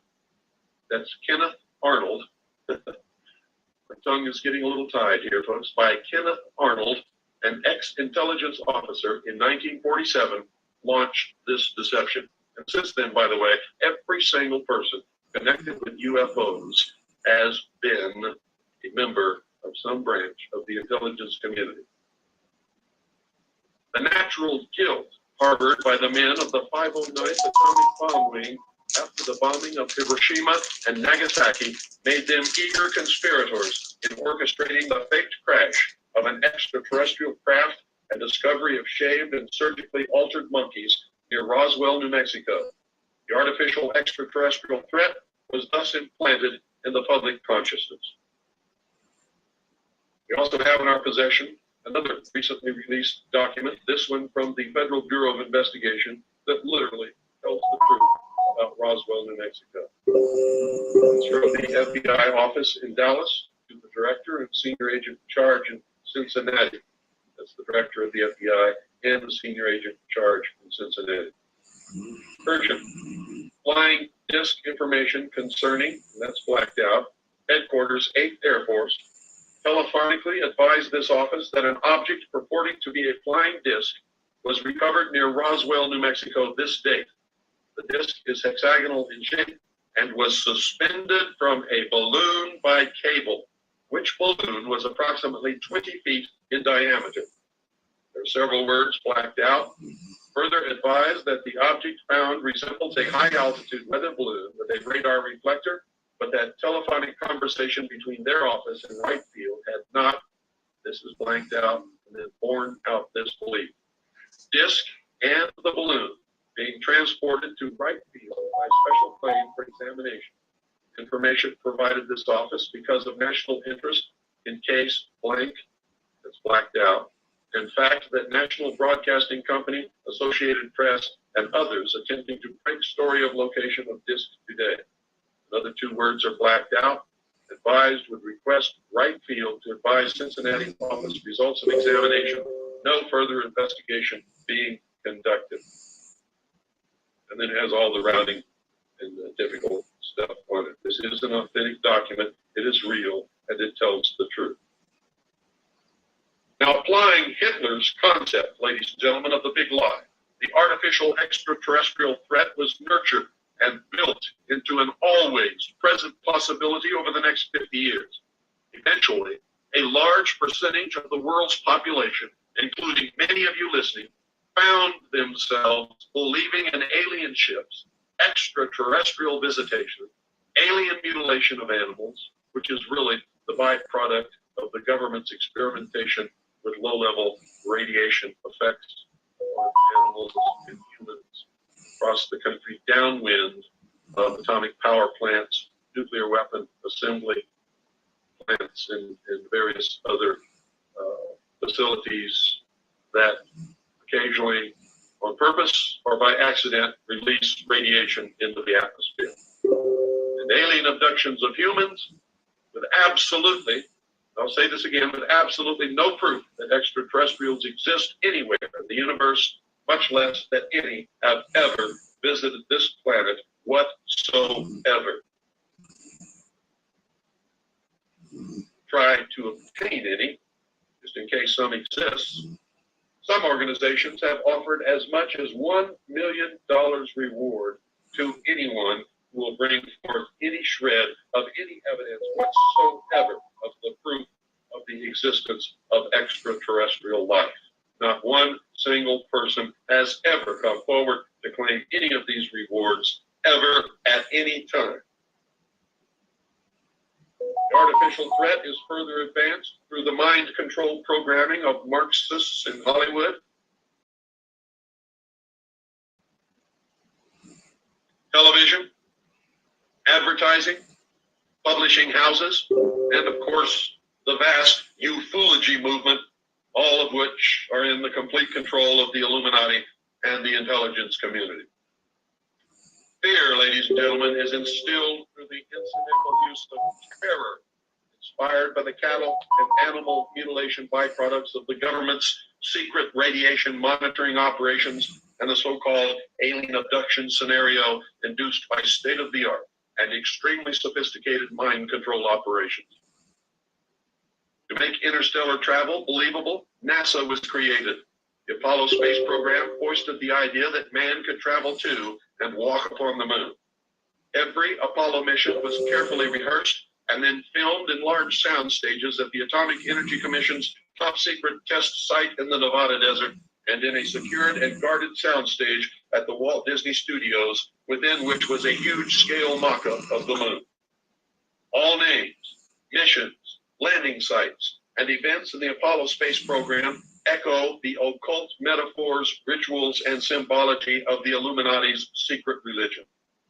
One of the most transparent was the faked explosion on Apollo 13, which was the metaphor for the initiation ceremony involving the death, which was the explosion, placement in the coffin, which was the period of uncertainty of their survival, communion with the spiritual world and the imparting of esoteric knowledge to the candidate, which was their orbit and observation of the moon without physical contact, rebirth of the initiate, which is the solution of the problem and repairs, and the raising up by the grip of the lion's paw, which is the reentry and recovery of Apollo 13. 13 is the number of death and rebirth, death and reincarnation, sacrifice, the phoenix, the Christ, not the Christ that you know, ladies and gentlemen, and the transition from the old to the new. Another revelation to those who understand the symbolic language of the Illuminati is the hidden meaning of the names of the space shuttles. Now listen to me very carefully.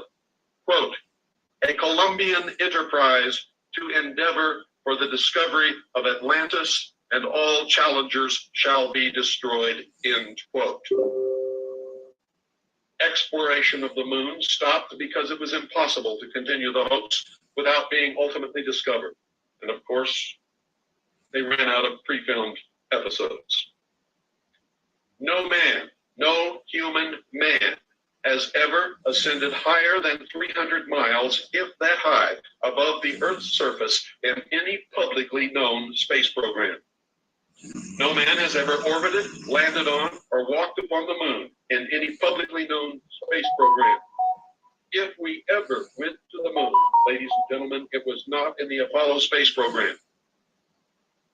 If we have ever been to the moon, it has been done in secret with a far different technology. Scientists have stated publicly, ladies and gentlemen, that for a human being to survive transportation through the Van Allen radiation belt, which it completely encloses this Earth, encircles this Earth, it would take 4 feet of lead. Now just think about that.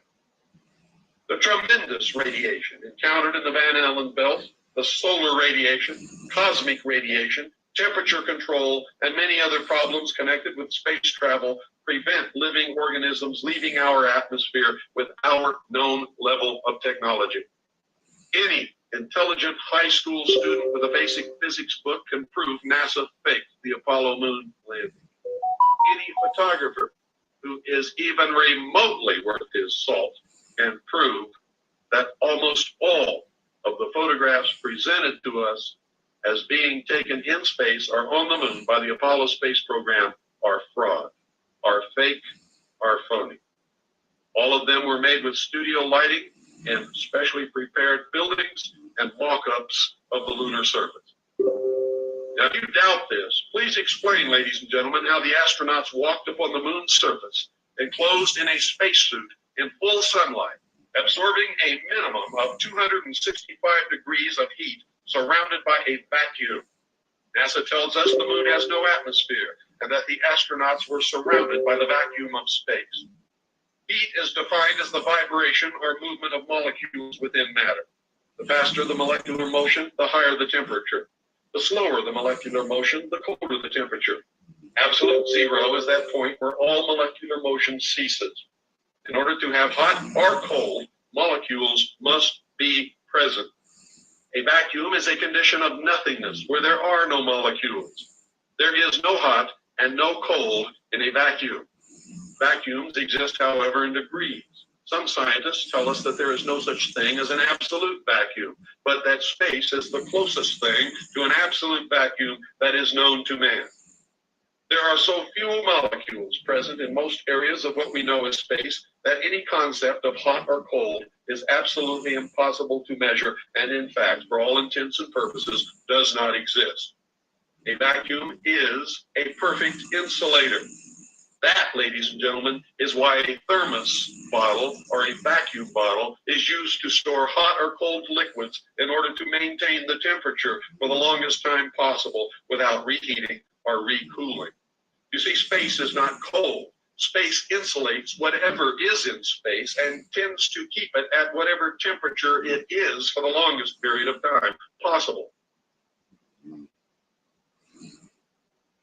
Radiation of all types will travel through a vacuum, but will not affect the vacuum. Radiant heat from the sun travels through the vacuum of space, but does not warm space. In fact, the radiant heat of the sun has no effect whatsoever until it strikes matter.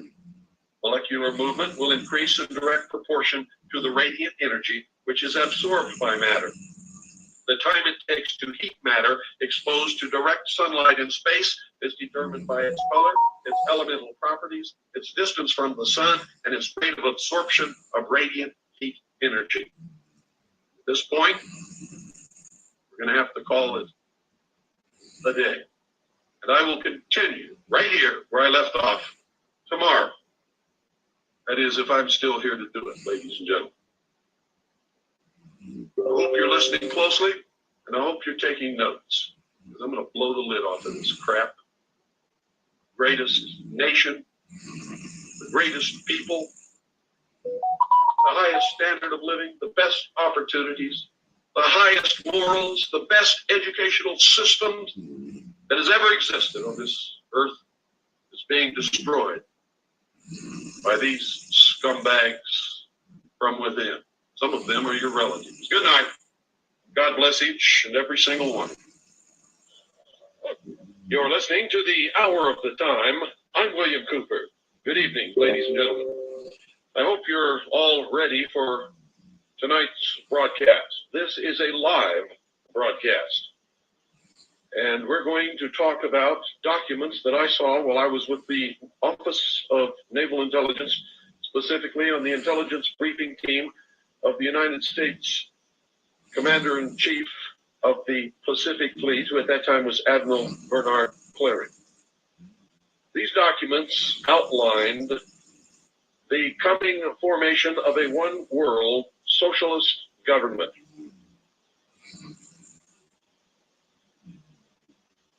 There were many different aspects to this plan. One called for the ultimate unification of all religions into one, or to put it another way, the destruction of all existing religions, save the religion of the group that is bringing about what is known to most of us as the New World Order. It is, in fact, and it was revealed by this plan, that they are the sum total of the highest adepts of all of the secret societies and so-called fraternal orders, which as one body make up the mystery schools, or the ancient mystery religion of Babylon.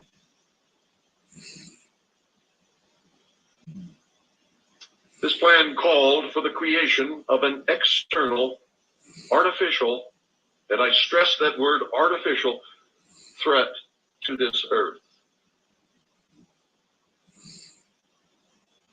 The entire ufology movement, ladies and gentlemen, is a creation meant to bring that about. Don't go away. I'll be back in just a couple of minutes, and we will continue. Yes, ladies and gentlemen, there is a plan to bring about a new world order, and a lot of the things that you see happening in the world today are a direct result of action taken to complete that plan.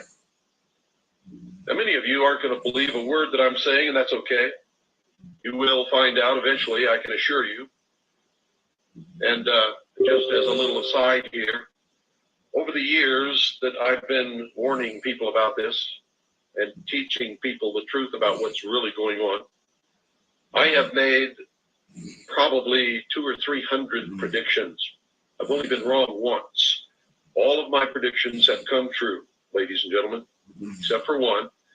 And that was my prediction that Manuel Noriega would not be tried in an American court nor serve any time in an American prison because it was against the law of nations for somebody like the United States to arbitrarily decide to arrest the leader of a foreign country.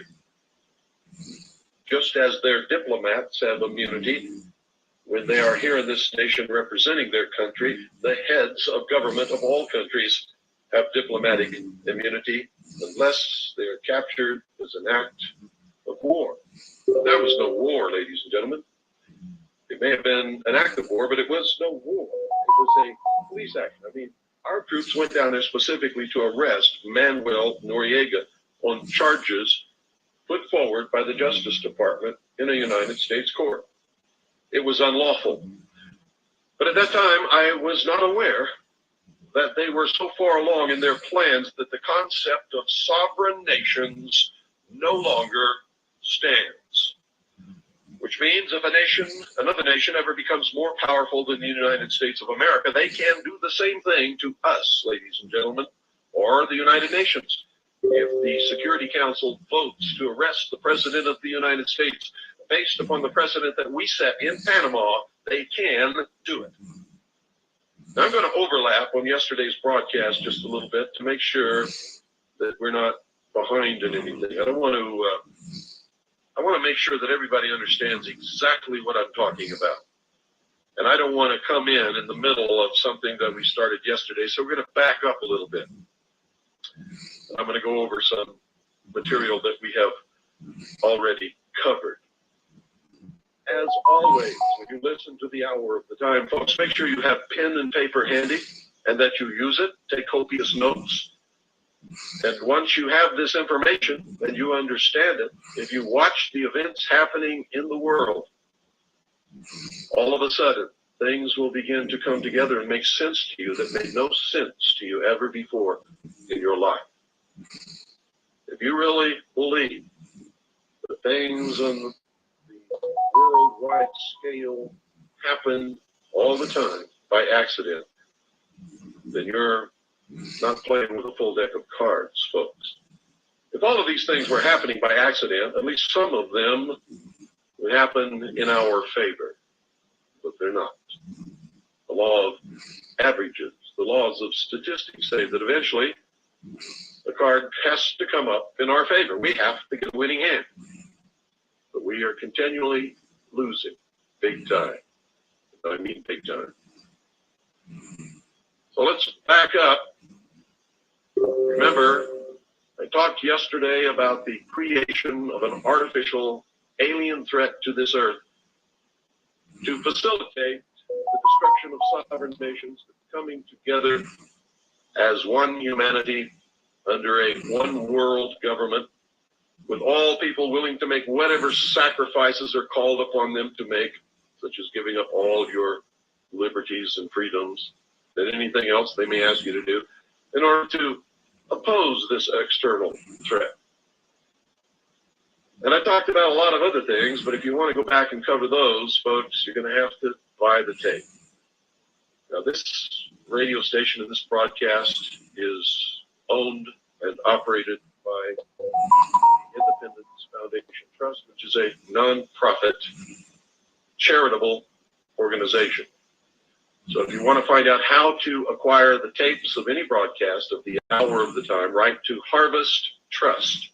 That's Harvest Trust, P.O. Box 2470, Pine Top, Arizona 85935. That's Harvest Trust, P.O. Box 2470, Pine Top, Arizona 85935.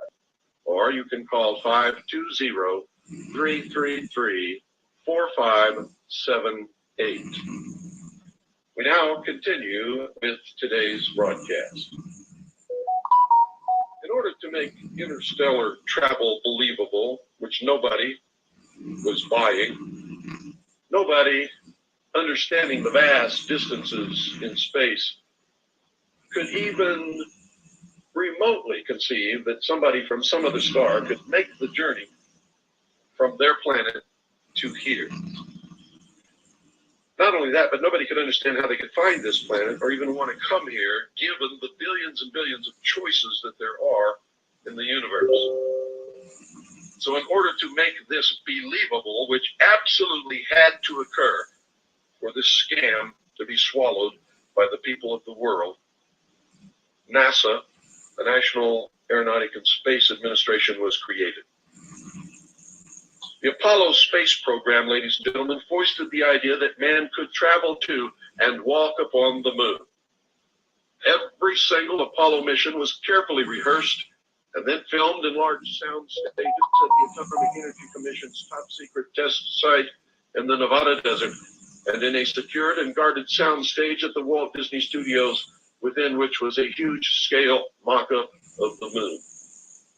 All the names, missions, landing sites, and events in the Apollo space program echoed the occult metaphors, rituals, and symbology of the Illuminati's secret religion.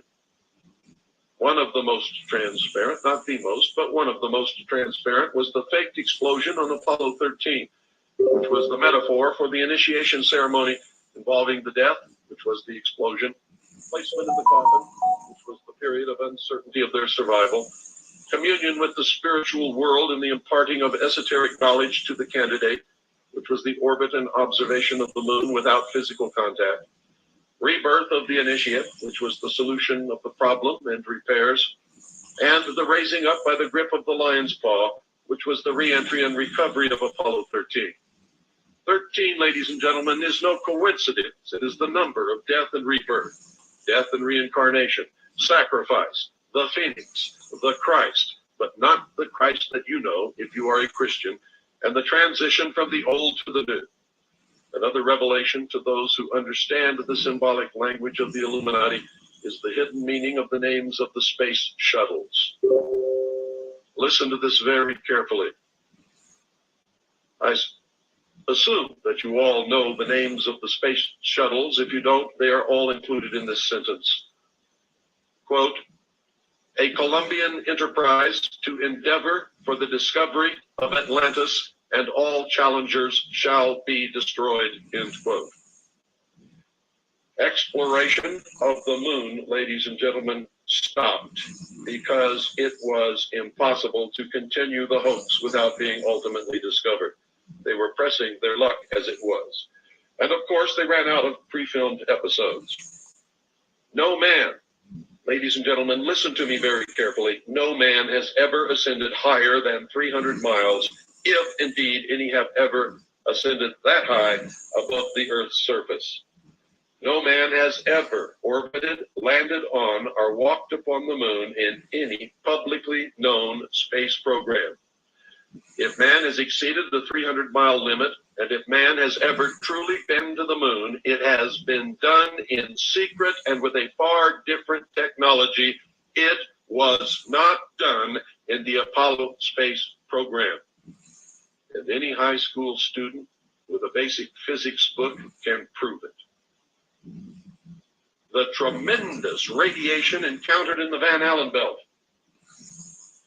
a belt surrounding the Earth, ladies and gentlemen, of such intense radiation that before this information became embarrassing, scientists stated unequivocally that for a man to get through the Van Allen belt without frying in this radiation, he would need a 4-foot-thick lead shield. But that's not all. In space, there is solar radiation. You see, standing on the surface of the Earth or anywhere within our atmosphere, even a thin atmosphere, we are protected from the solar radiation and from the tremendous increase above the normal solar radiation that is created by solar flares and flung throughout the universe. Most of them are unpredictable, cannot be predicted. There's no such thing as saying we're going to send a man from the Earth to the moon during this period of time because we know there's not going to be any solar flares or solar storms. And thus they'll be safe from radiation. Cannot be done. On top of that, there's cosmic radiation. On top of that, there is a tremendous problem with temperature control and many other problems connected with space travel, which prevent living organisms leaving our atmosphere with our known level of technology. As I said, any intelligent high school student with a basic physics book can prove NASA faked the Apollo moon landings. Now, if you doubt this, ladies and gentlemen, please explain how the astronauts walked upon the moon's surface enclosed in a spacesuit in full sunlight, absorbing a minimum of 265 degrees of heat surrounded by a vacuum. 265 degrees, ladies and gentlemen, is 55 degrees above the boiling point of water. That would take one hell of an air conditioning system to keep them cool. NASA tells us the moon has no atmosphere and that the astronauts were surrounded by the vacuum of space. Well, if that's true, ladies and gentlemen, heat is defined as the vibration or movement. Heat is defined, ladies and gentlemen, as the vibration or movement of molecules within matter. The faster the molecular motion, the higher the temperature. The slower the molecular motion, the colder the temperature. Absolute zero is that point where all molecular motion ceases. In order to have hot or cold, ladies and gentlemen, molecules must be present. NASA tells us that space is absolute zero, that it is colder than any cold that any person has ever experienced, because absolute zero is like 200 and something degrees below the zero that you know about. Do you understand what I'm telling you? That is a lie. NASA has intentionally lied to us all of these years. Space is a vacuum. A vacuum is a condition of nothingness where there are no molecules. Vacuums, ladies and gentlemen, exist in degrees. Do you understand what I'm telling you? Some scientists tell us that there is no such thing as an absolute vacuum. But space is the closest thing to an absolute vacuum that has ever been known to us. There are so few molecules present in most of the areas of what we know as space that any concept of hot or cold is absolutely impossible to measure. For all intents and purposes, it cannot be measured, does not exist. Now remember, a vacuum is a perfect insulator. That's why a thermos bottle or a vacuum bottle is used by all of you to store your hot or cold liquids in order to maintain the temperatures for the longest time possible without reheating or recooling. Same thing in space, ladies and gentlemen. Space is a perfect insulator. It is not cold. However, an object in space can be heated by the radiant heat of the sun, which can travel through a vacuum, although it does not affect the vacuum. Remember, for something to be heated or cooled, there must be molecules present. Radiation of all types will travel through a vacuum, but will not affect that vacuum. Radiant heat from the sun travels through the vacuum of space, but does not warm space. In fact, the radiant heat of the sun has no effect whatsoever until it strikes matter. Molecular movement will increase in direct proportion to the radiant energy which is absorbed by matter. The time it takes to heat matter exposed to direct sunlight in space is determined by its color, its elemental properties, its distance from the sun, and its rate of absorption of radiant heat energy. In other words, an object in space will absorb the radiant heat energy of the sun and will be heated until its temperature becomes equal to the radiant heat that it is absorbing. The side of the object that is in shadow will not be cooled by the so-called, quote, cold of space, end quote, NASA's lie that it has perpetrated for all of these years. It does not happen.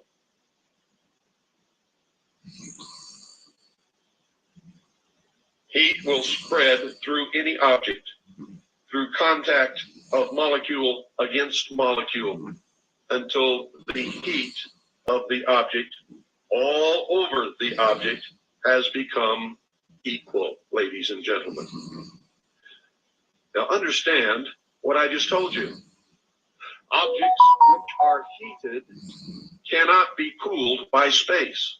In order for an object to cool, it must first be removed from direct sunlight, and then it will stay at the temperature that it is at for quite a long time, until the molecular motion slows down through the resistance of molecules vibrating against each other,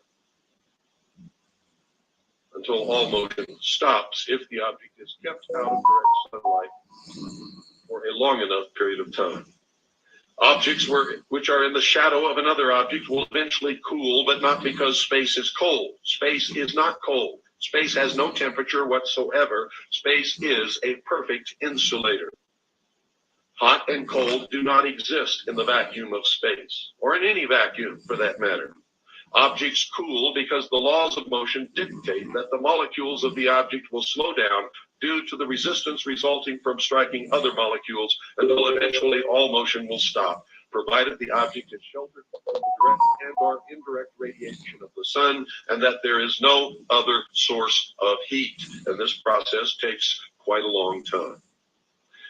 NASA insists the spacesuits the astronauts supposedly wore on the lunar surface were air-conditioned. An air conditioner cannot and will not work without a heat exchanger.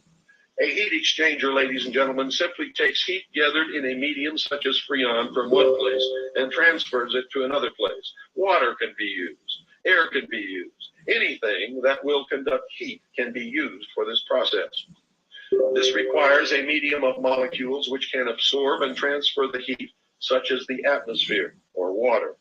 An air conditioner will not and cannot work in a vacuum. NASA, in fact, says that their air conditioning works by a system of tubes which carry water all around the body, all throughout the spacesuit, and to a heat exchanger, which is cooled by ejecting water onto coils which freeze because of the cold of space, and then the water on the coils absorbs the heat from the water in the coils and then evaporates into space. Does not happen, ladies and gentlemen. It is another lie. Such a system might work in the atmosphere of the Earth, but it will not work in the vacuum of space. In fact, if you look at the videotapes, the good videotapes of the astronauts walking around in their spacesuits, you will see no tubes of heat exchangers of any kind and no ice formed on their backpacks anywhere at any time. which means if such a heat exchanger exists, it must exist underneath the backpack, and there must be an opening there so that the ice can have contact with the vacuum of space. When you watch the astronauts bend over, you will see that there is no opening on the bottom of their backpack. NASA has lied to us again. There is no heat exchanger. There is no way that the spacesuits can be cooled surrounded by a vacuum in space, ladies and gentlemen.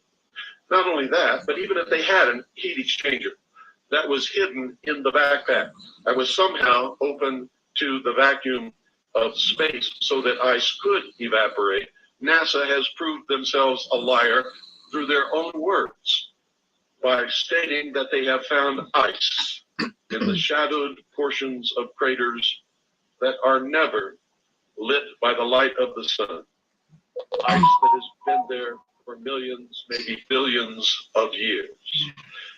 So NASA themselves have told us that ice will not evaporate into the vacuum of space. NASA has lied once again. An air conditioner will not and cannot work in a vacuum. A spacesuit surrounded by a vacuum cannot transfer heat from the inside of the suit to any other place. The vacuum, remember, is a perfect insulator.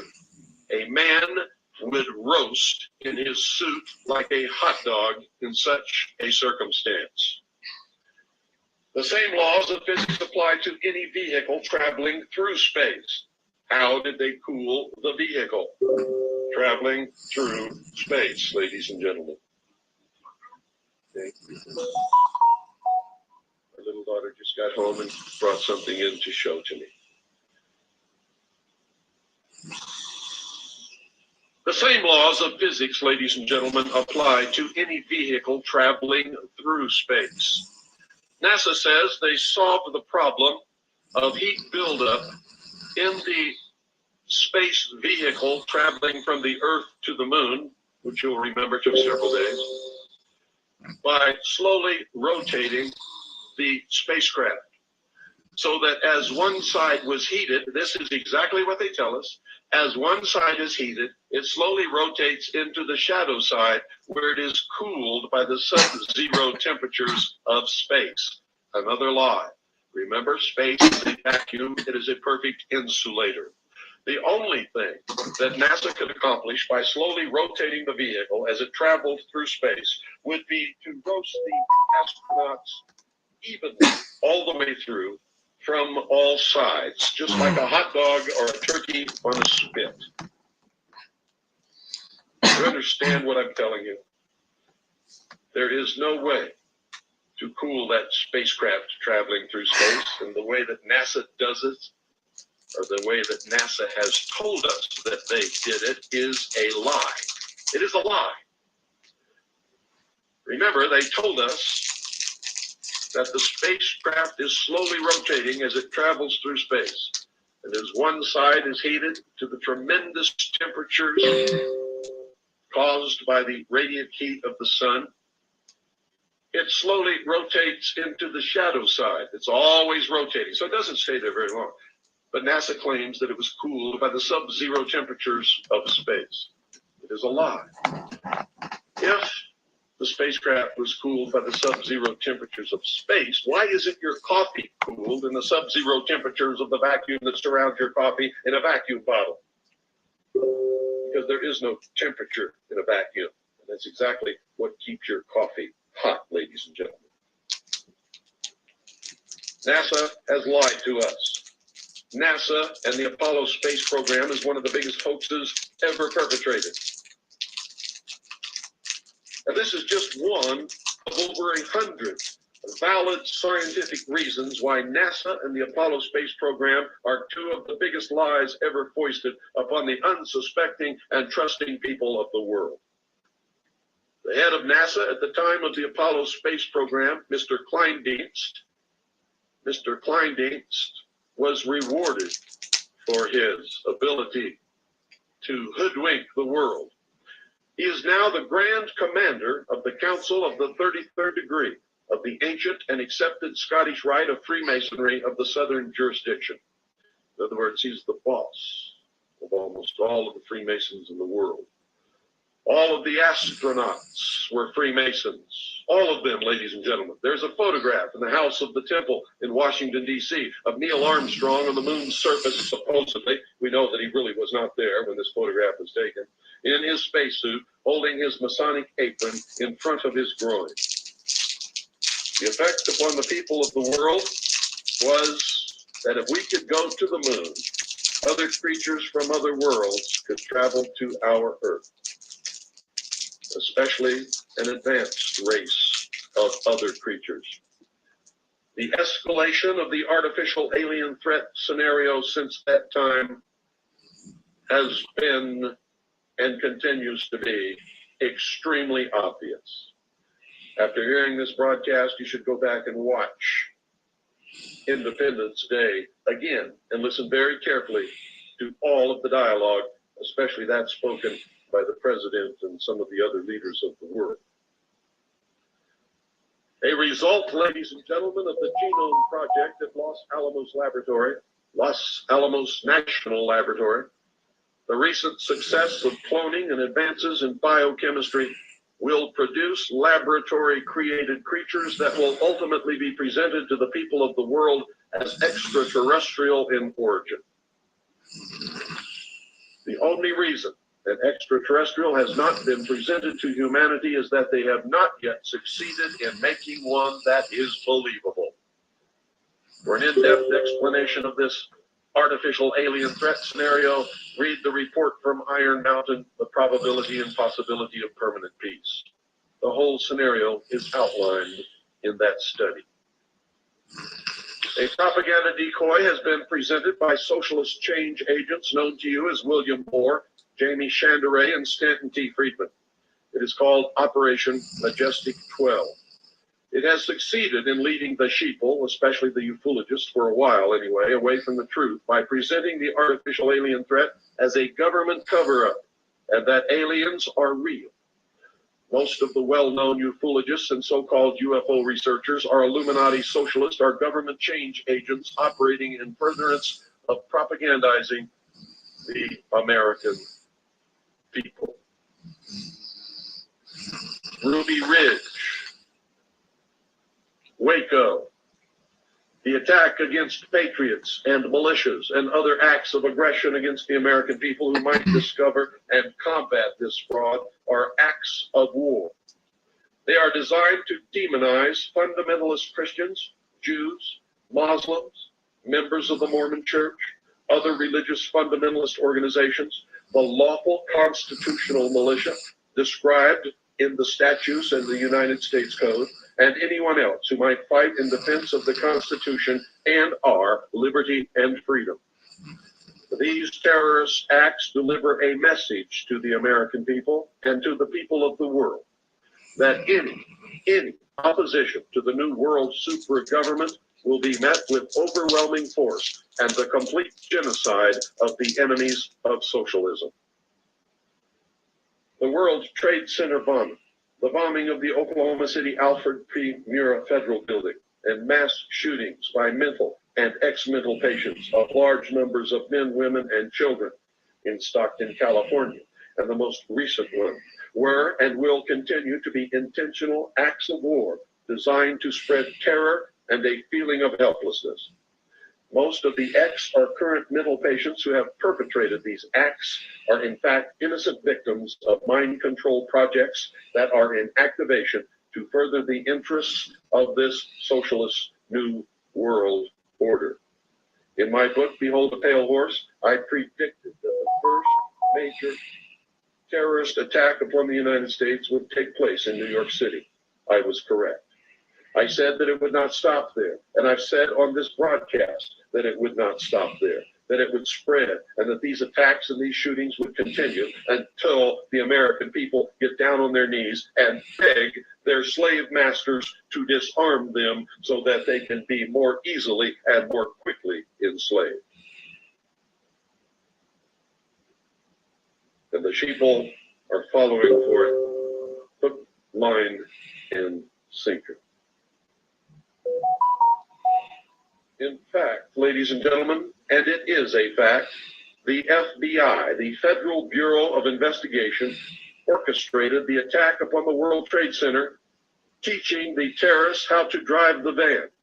They taught the terrorists how to build the bomb. They placed it in the building and detonated the bomb. One of the Federal Bureau of Investigation informants attempted to secure permission from the FBI to substitute inert ingredients for the bomb so that no one would be injured. But the Federal Bureau of Investigation agent in charge denied the request. The informant tape recorded every single one of his conversations. That's right, it is a combination. He recorded all of his conversations with the FBI, and a full transcript of the tapes were printed in the New York Times. The judge refused to allow the tapes to be presented in court in defense of the FBI informant. Confederate would be a much better word. The attack on the Alfred P. Murrah Federal Building was designed to affect the heartland. It was designed, ladies and gentlemen, to affect the heartland so that no one in the nation will feel safe. These acts, in the manner of Hegel's dialectic, are leading to a need for the elimination of the rights of individuals and the disarmament of all peoples so that the world super-government can step up to provide the solution, which will be artificial safety and security from terrorism, something that no one can ever guarantee. But the sheeple will believe it. Thesis against antithesis equals synthesis. The Omnibus Counterterrorism Act, which followed, gave the president the power to arrest, imprison, and/or deport any political opposition without trial, without habeas corpus, and without explanation of any kind. It, in fact, gave him the power to name any group a terrorist group, thus setting the stage for the arrest, detention, imprisonment, without benefit of habeas corpus, without benefit of any kind of trial, with a possible result of deportation to a foreign country, and without explanation to anybody, by anybody. And I'm here to tell you, if these acts of terror do not succeed, there will be more bombings. There will be chemical or biological attacks. They will escalate in the destruction, maiming, and killing of men, women, and especially children. As a last resort, if all else fails, the Illuminati are prepared, and I'm going to tell you this again so that you understand it, as a last resort, if all else fails, believing completely that the ends justify the means, the Illuminati are prepared to detonate an atomic weapon in a large American city such as New York, Chicago, or Los Angeles. A war may be promulgated in the Middle East in order to provide the excuse needed to explain terrorist attacks upon the United States of America to the American sheeple in order that they will accept personal disarmament in the interest of peace and security. Now listen to this closely, and if you don't believe it, you check it, because all the documentation is in the public domain. Most of it has already been admitted by the United States government and has been published in the major newspapers of the nation. Saddam Hussein was trained by the Central Intelligence Agency. Saddam Hussein was put in power in Iraq by the Central Intelligence Agency under George Herbert Walker Bush, who later became the President of the United States of America, and led the United States in a war called Desert Storm against Saddam Hussein and Iraq, making sure that no harm came to Saddam Hussein. The United States armed Iraq and gave Saddam Hussein the technology and scientific knowledge to create weapons of mass destruction. Saddam Hussein functions as the big boogeyman of the world, or the Antichrist, if you will, and the stage was set in a film narrated by the same man who on the Mercury Theater presented the Worlds in 1938, called The Late Great Planet Earth, in which an Antichrist was presented as a man from the Muslim world. Incredibly, ladies and gentlemen, in this film, he looks exactly like Saddam Hussein. Saddam Hussein functions as the Antichrist or the big boogeyman of the world, so that the United Nations can cement its authority over the so-called sovereign nations, which, by the way, are not sovereign anymore. And that is why Saddam Hussein was not killed during the Gulf War, and that's why he won't be killed in any future Gulf War. His purpose is to function as an Antichrist, to create terror in the minds of the sheeple of the world. The answer, of course, will be the destruction of national sovereignty worldwide, the establishment of a one-world socialist government under the United Nations, disarmament of all nations, and the establishment of a world police force. The terrorist attacks, ladies and gentlemen, which will be launched in the United States, will be blamed upon Middle Eastern religious fanatics, Christian fundamentalists, white supremacists, patriots, or militias. A more immediate result of these operations will be the increased use of military forces, weaponry, and equipment such as tanks and armored personnel carriers in civilian law enforcement. The suspension or elimination of habeas corpus, the elimination of jury trials, and the institution of martial law with show trials conducted by a tribunal of judges. When you continue to hear this constitutional republic referred to as a democracy, you must remember that V.I. Lenin, the founder of the Soviet Union, said, quote, "Democracy is indispensable to socialism," end quote. When you hear our military referred to as UN peacekeepers, remember that both Karl Marx and Lenin defined peace as, quote, "the elimination of all opposition to socialism," end quote. When you wonder where all this is taking us, remember that both Marx and Lenin stated that, quote, "the ultimate goal of socialism is communism," end quote. And if you think communism is dead, read Gorbachev's book, Perestroika, and he will tell you quite the opposite. And if you think the fall of the Soviet Union was the end of communism, read Golitsyn. And believe me when I tell you that the highest-ranking communist mole in the Central Intelligence Agency was James Jesus Angleton. The Turner Diaries, ladies and gentlemen, were actually written by the Central Intelligence Agency prior to 1972. The concept of leaderless resistance was promulgated to enable easy destruction of any resistance to the world super government. Small, scattered units without a concerted tactical plan and a solid, reliable command structure will be defeated in a very short period of time.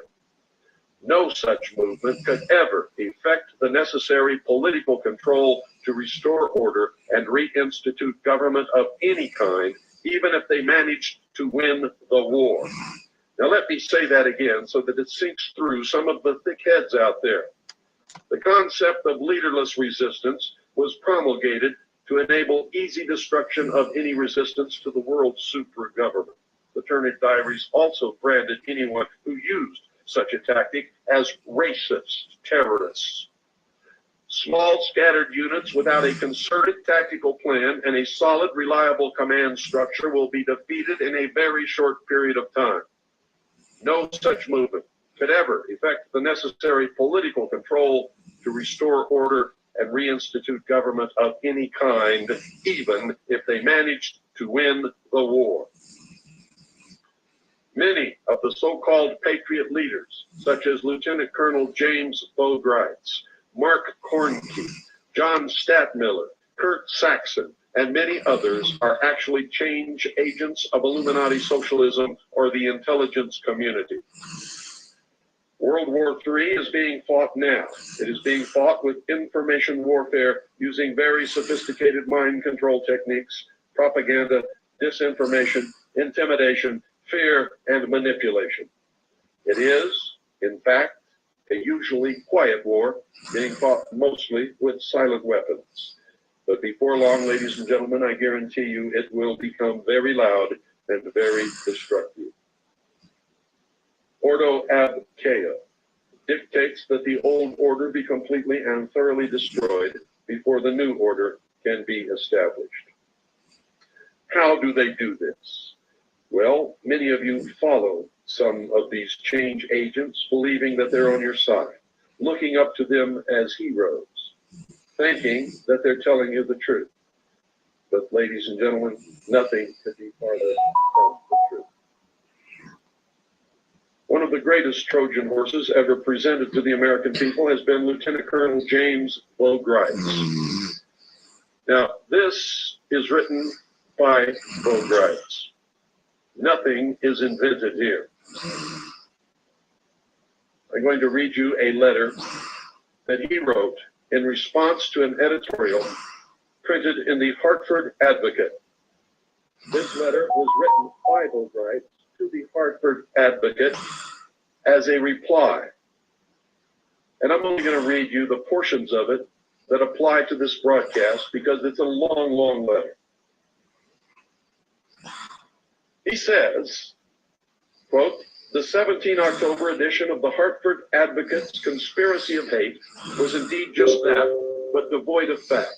Since its release, outraged Americans have faxed and mailed me copies from all over the United States. It is unfortunate that the Advocate printed this extensive cover article without so much as a phone call to me. This was irresponsible and insupportable journalism, unless the purpose of the publication is to provide the public with fish wrap. The article cast me as a militia-leading, government-hating, anti-Semitic racist supporter of the Ku Klux Klan and neo-Nazis, all of which is a blatant lie. In accordance with United States Codes 10 and 32, which define the unorganized militia. Let me say that again so that there's no mistake here. Which define the unorganized militia as a regular, listen to me very carefully, he makes a confession here, as a regular United States Army officer on retainer with hip pocket orders. I cannot be a member of any militia.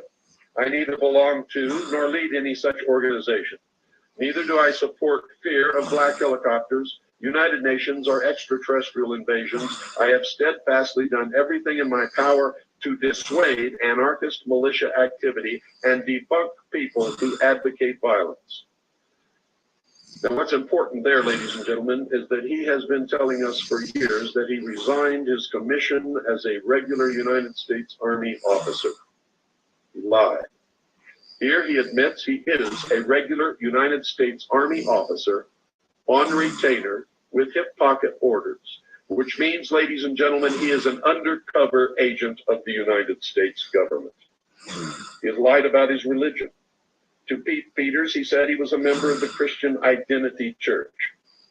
Do you know what that means, ladies and gentlemen? That's British Israelism. Those are the people who believe that they are the true Israel and that every other race is inferior to them and that they are destined to rule the world. Grice goes on to say, quote, "I am a member of the Jewish Defense League's San Francisco chapter. I believe the fate of America is linked to Israel.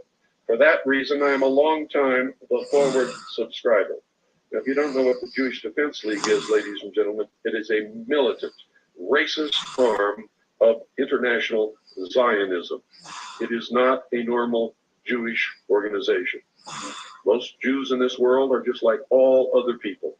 They don't know what the hell's going on any more than any of us ever did before we did our research or before, like me, got placed in a position where we discovered it and then spent many years researching to find out what it all meant.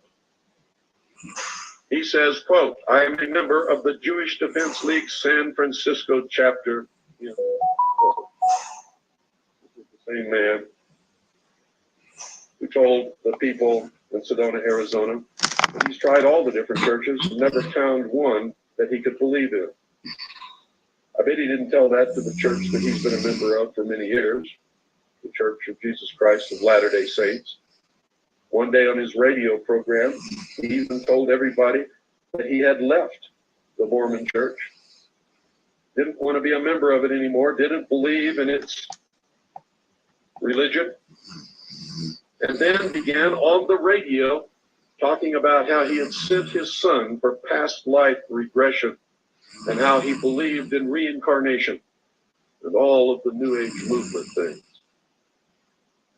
This is how he trolled us for people to follow him. Whoever you are, he will be whatever you are in order to get you to follow him so that he can find out who you are and what you're doing and where you live, so that when all this comes down, anyone who would dare fight against the New World Order can be rounded up and imprisoned. And when the key is turned in the lock, it will be Lieutenant Colonel James Bogrites who turns that key.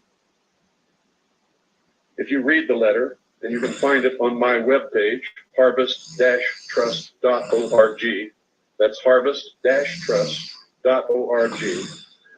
When you read the letter to the editor, written by Lieutenant Colonel James Bogrites, please note the admissions contained therein.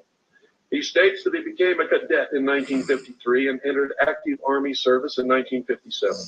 He admits that he is now, at this time, as I speak, a regular United States Army officer on retainer with hip pocket orders. In other words, he is an undercover agent of the United States government. Yet he has claimed on many occasions that he resigned his commission. If he had resigned his commission, as he has claimed, why is he always in uniform and or pictured in uniform? You want to know? Because most of the sheeple are suckers for a uniform and a chest full of ribbons. Grites is working for the Department of Defense and the United States government right now.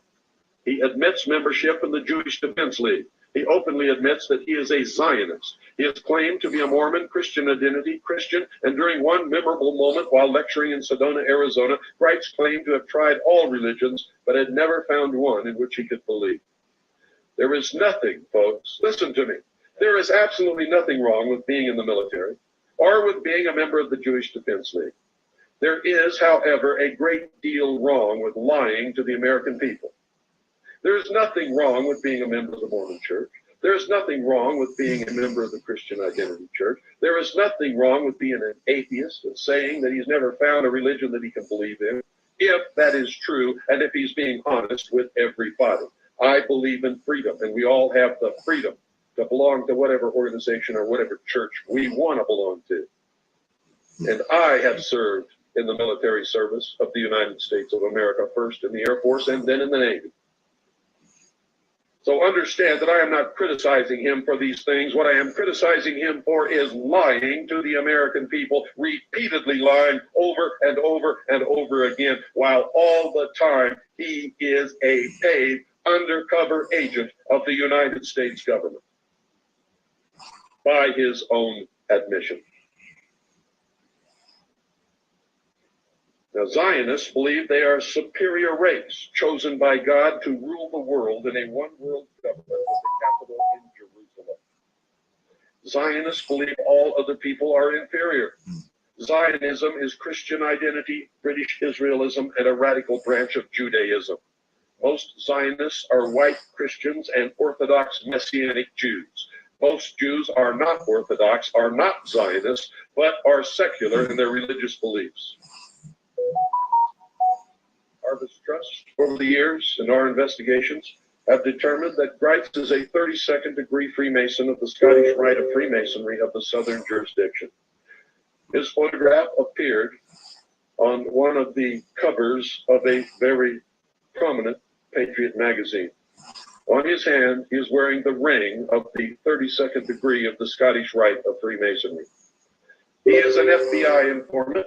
When he was called to help the FBI at Ruby Ridge, he was called by the FBI and was working for the FBI and wore a wire the whole time in every conversation that he had with Randy Weaver. He is an active undercover agent for the Special Operations Group of the Department of Defense as an integral member of a project called Trojan Horse. Now remember, you heard all this from William Cooper years ago. You're hearing it again because now we have it in his own words in a letter that he wrote, which we got off of his webpage. And just to make sure that we were doing the right thing, we got a copy from the newspaper, which he wrote it to and who printed it on their editorial page.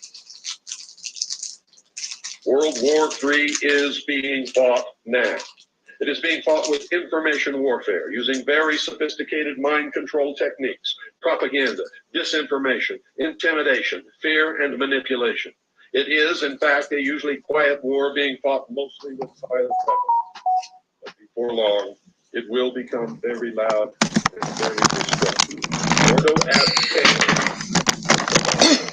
of the higher degrees of this order, and it dictates that the old order be completely and thoroughly destroyed before the new order can be established.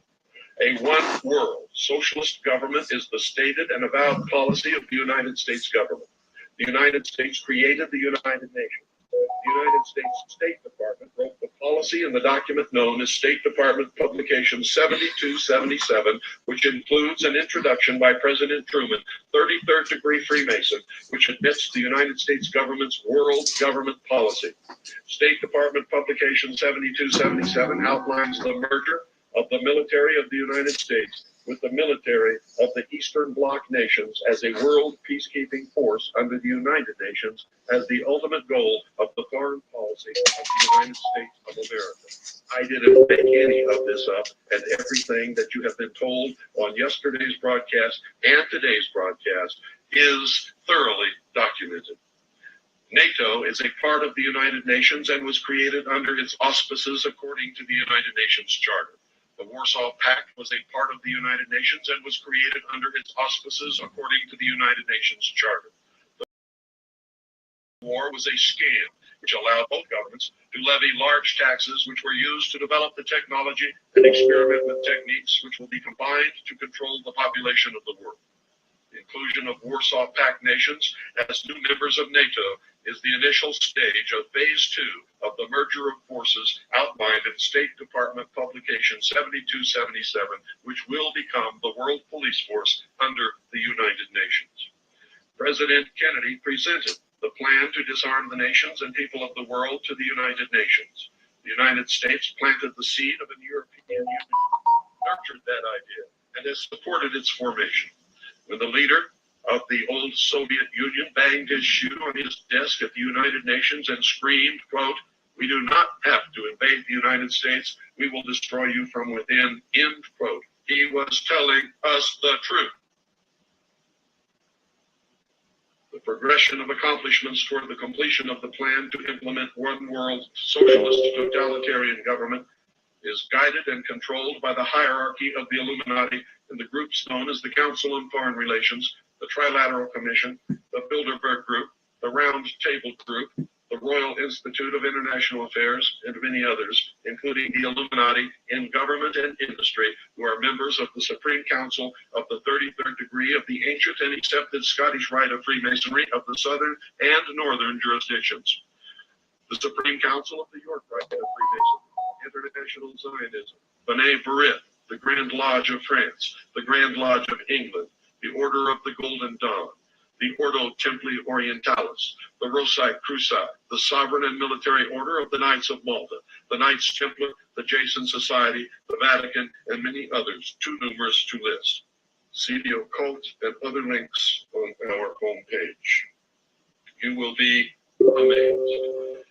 It's harvest-trust.org on the internet. We'll finish this tomorrow, ladies and gentlemen, because once again, we've run out of time. Good night. God bless each and every one of you. And if I've scared you, good. It's about time somebody did. You are listening to a live broadcast of the Hour of the Dove. I'm William Cooper. Ladies and gentlemen, tonight we are going to cover the plan for world domination by the adepts of the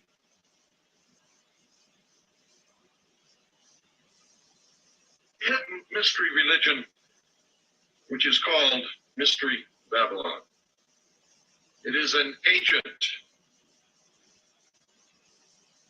body of adepts of the highest degrees of all of the so-called fraternal orders and secret societies. They have been attempting over many hundreds of years to complete what they call the great work. And ladies and gentlemen, we're in the last days of their bringing to fruition the culmination of all of their machinations and intrigue and subterfuge and subversion over all of those years. The name of the plan as I saw it when I was a member of the Office of Naval Intelligence, and specifically a member of the intelligence briefing team of the Commander-in-Chief of the United States Pacific Fleet, Its Majesty 12. No separation between the two words. In other words, written as if it's all one word in all capital letters. So don't go away. Make sure you have pen and paper by your side and pay very close attention. Well, as we have done the day before, yesterday, I'm going to back up a little bit and repeat some of what you heard yesterday so that there is no misunderstanding.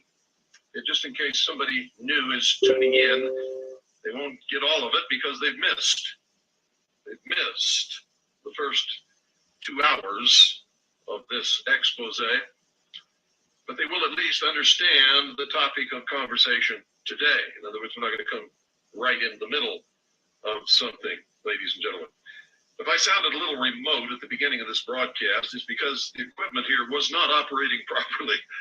And I was attempting to talk to you while half of my attention was trying to make sure that the equipment is operating correctly. So that's why I may have sounded a little distant in the beginning of this broadcast. Folks, make sure you have pen and paper. You're going to want to remember some of this. Many of you are probably so angry by now, you're certainly going to want to check up on all of it and prove me wrong. And I certainly encourage you to do that. And if anyone can prove me wrong on any of the information that I have given you over this broadcast, then I want to know about it, because I certainly want to check your proof. And I don't expect you to just call me and rail on me and say that I'm wrong. If you furnish me with proof and you're polite and responsible, I will certainly check out what you tell me or what you show me. If you turn out to be right, folks, I will come on the air and will correct whatever mistake I have made. Nothing that I am giving you is intended to mislead you. None of it is disinformation or false, according to all of the research that I've done and the documentation that I have and what I saw while a member of the Office of Naval Intelligence many years ago, and specifically as a member of the intelligence briefing team of the Commander-in-Chief of the United States Pacific Fleet. Everything that I'm telling you is absolutely true, correct, is documented, it's sourced, is the product of not only what I saw in the Navy, but many, many years of research, not only by me, but the members of all of the organizations which I head and other prominent researchers throughout the country and even the world. So this doesn't just come from me, ladies and gentlemen. It comes from many people. Many of us duplicate the research in order to make sure that we are correct.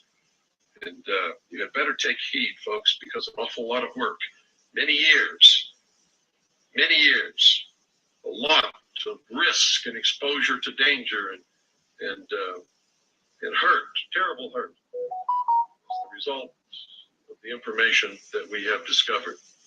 Some of us have been attacked, beaten. Some of us have been killed.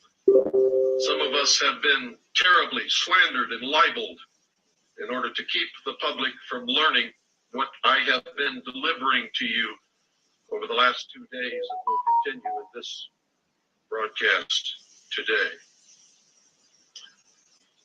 Most of you have no conception of what the reality of the world on a political and social and economic level really is.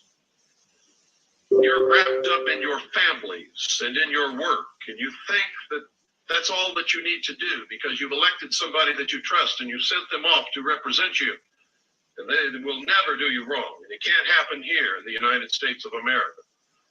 But folks, you're wrong, and that's exactly why it is happening here, because whether you want to admit it or not, or whether you like it or not, you have abdicated your responsibility as the watchdog, as the sovereign citizen in this country.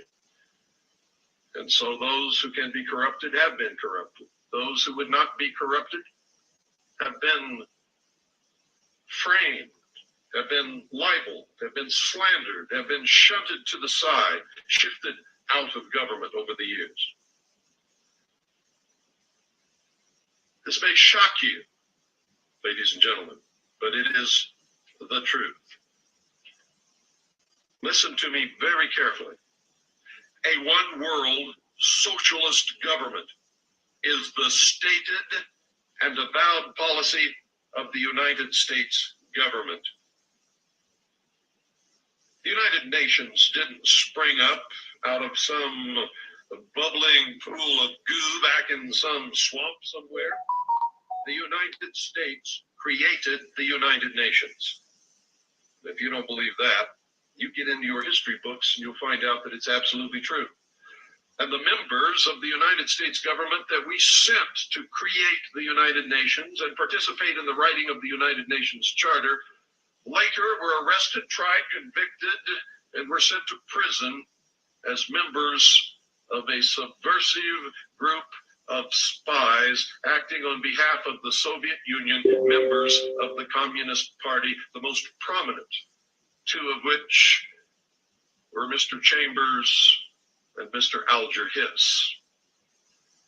The United States State Department wrote the policy in the document known as State Department Publication 7277, which for those of you who have not seen it, includes an introduction by President Truman, who was a 33rd degree Freemason of the Scottish Rite, which admits the United States government's world government policy.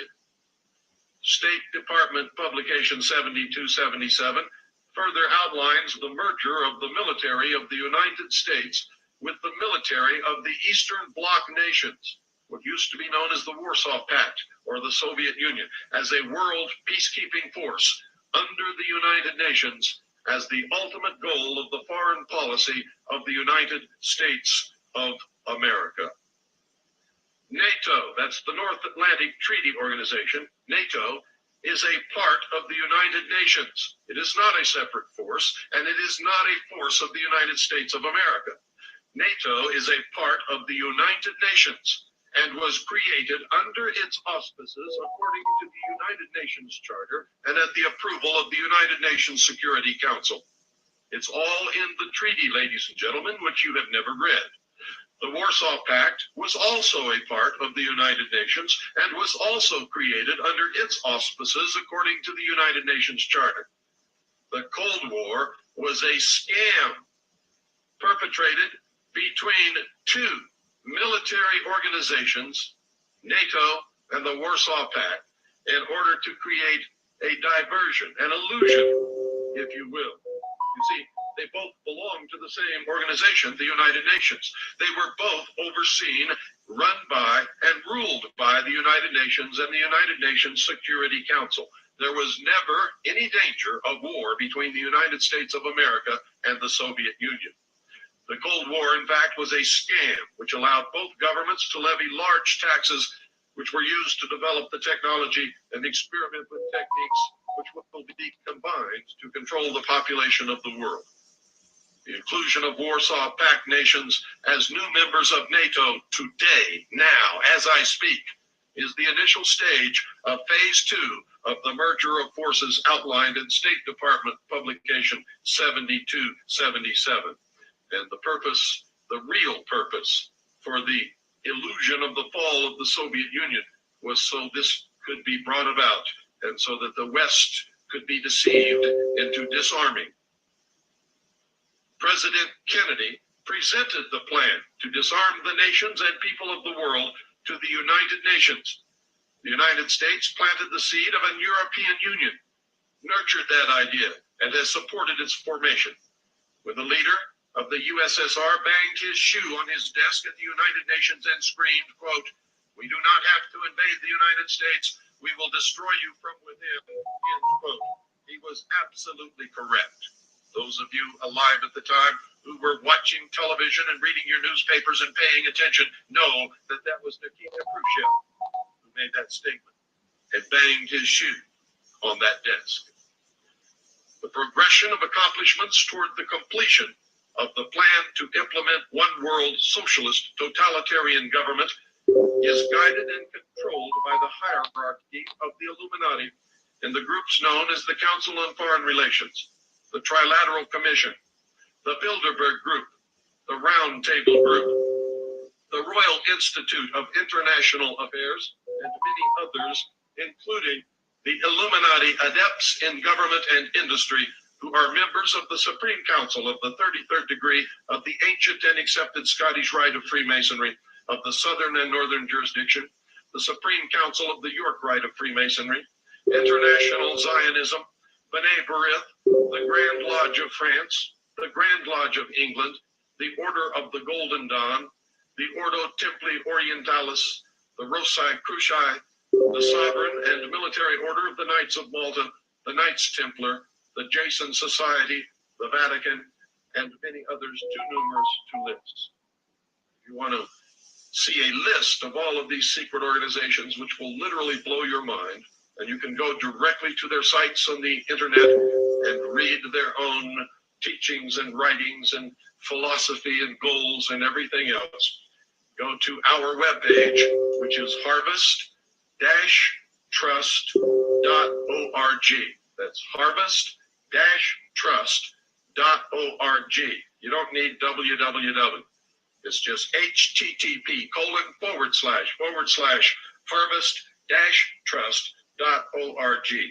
Click on the occult link on our homepage, and when you're finished there, click on the secret societies link in the occult page, and you will see that these organizations are so numerous, it will absolutely amaze you, especially those of you who have always thought that these secret societies were some kind of popular myth and they don't really exist and they don't really do these things. Well, folks, most of them admit it in their own words, and you can read it yourself, so just do that. There are other links on our homepage and on our website that you will also be interested in. The American public is being bombarded with propaganda to enable them to accept the New World Order, give up their Constitution and their Bill of Rights and their heritage as Americans, and become citizen slaves in this New World socialist utopian state. These propaganda attacks become obvious. People like Mr. Leavitt and Mr. Harris are arrested and falsely charged by the Gestapo murderers who orchestrated the World Trade Center, the Waco massacre, the Ruby Ridge murder of Vicki Weaver by an FBI sniper, the bombing of the Alfred P. Murrah Federal Building in Oklahoma City, of the Federal Bureau of Investigation with planning an anthrax attack. This is recent, and this is why I cite it, so that you can see how your minds are screwed around by these people. The Marxist press immediately mounted a vicious campaign of lies against these two men. They were accused of being white supremacist militia members who were followers of Christian identity who planned to launch an anthrax attack upon New York City. Well, folks, that was impossible because Mr. Leavitt is Jewish, and he's not any of those things. And Mr. Harris is not any of those things either. The truth is that they were attempting to manufacture a vaccine which could be used to protect the general population from just such an attack. The fact is that the so-called deadly biological anthrax weapon, which they were supposed to have, was the very vaccine which they had developed in order to protect the public from the biological attacks which we know will eventually come. Mr. Harris is a microbiologist. This is not the first time that they have tried to put him in prison on false charges, ladies and gentlemen. They don't want us to have protection against what they also know is coming. Now, why do they do this when ultimately they have to admit the truth? It's because most people are not people at all, ladies and gentlemen. They've never had an original thought in their life, and they don't think. They listen and believe whatever they are told because they have been indoctrinated to behave in that manner. So when it was eventually announced that these men had to be released because what they were carrying was in fact not a deadly anthrax germ, and not that they were going to kill people with it, but that it was a harmless vaccine, when they finally had to admit that, ladies and gentlemen, nobody listened to that.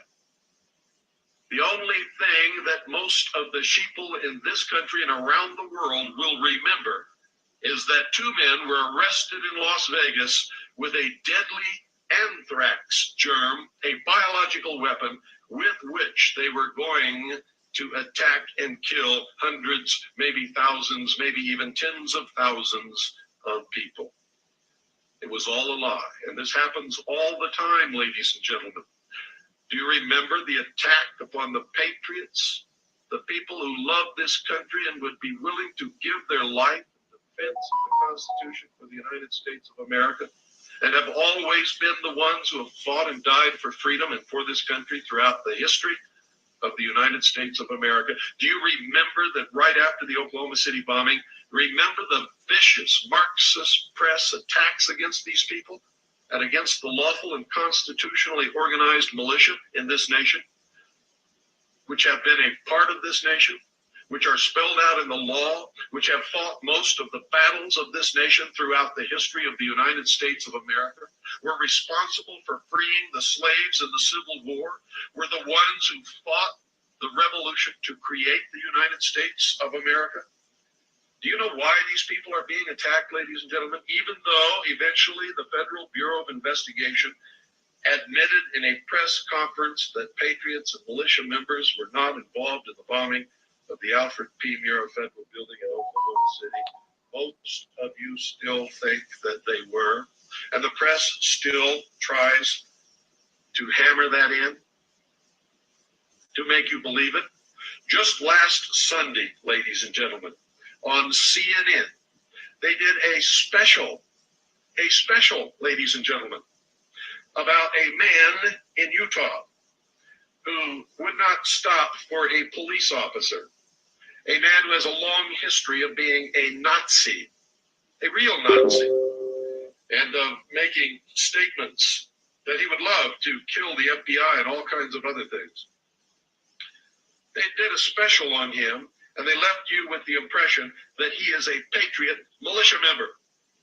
American patriots are not Nazis, ladies and gentlemen. American patriots do not act like this man does. This was intentional propaganda. He is not a part of any militia in this country. And I can tell you that with absolute certainty because I am one of the top leaders of the militia in this country. In fact, I am the director of the intelligence service of the 2nd Continental Army of the Republic Militia.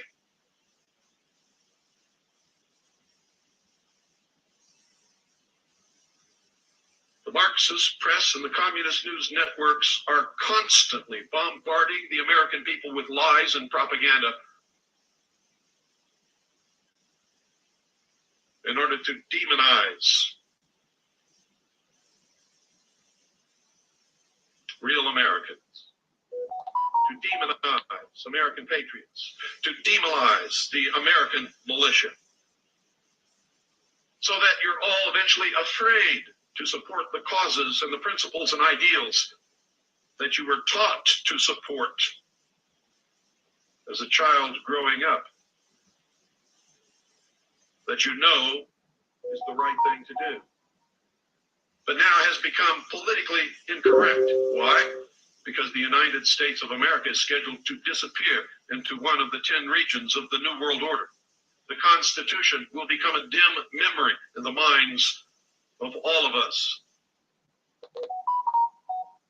The new history books will make no mention of liberty or freedom, our constitutions, our bills of rights, our creators. Even the word God will disappear.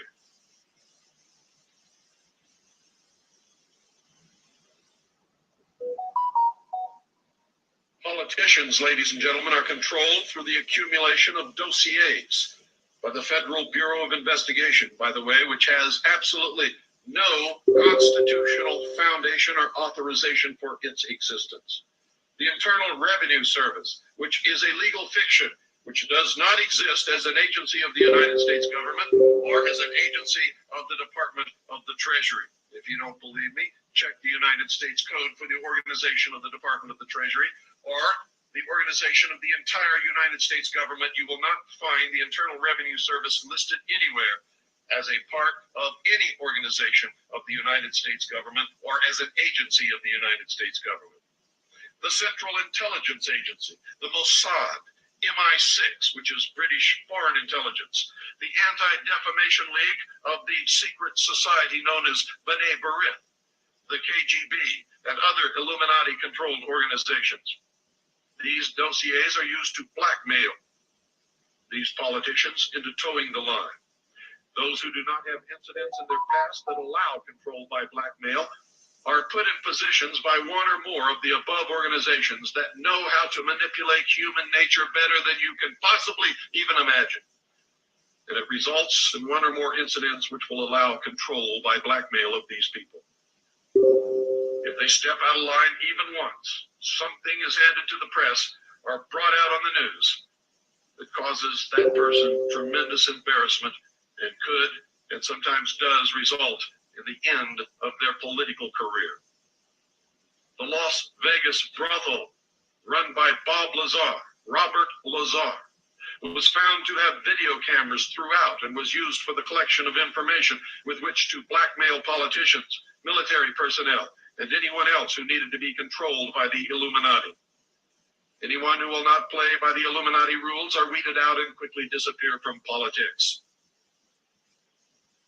Remember, ladies and gentlemen, that it was 33rd degree Freemason Franklin Delano Roosevelt who created the Federal Bureau of Investigation, instituted the first run of socialism in this country. The FBI was run by 33rd degree Freemason J. Edgar Hoover. The FBI and the Internal Revenue Service are, in fact, the political Gestapo for the Illuminati in the United States of America.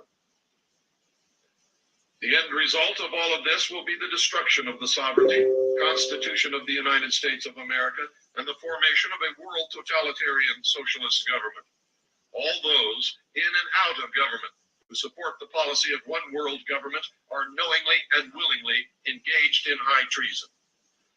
Regardless of what you have ever been led to believe, listen to me carefully. Senator Joseph McCarthy was absolutely correct.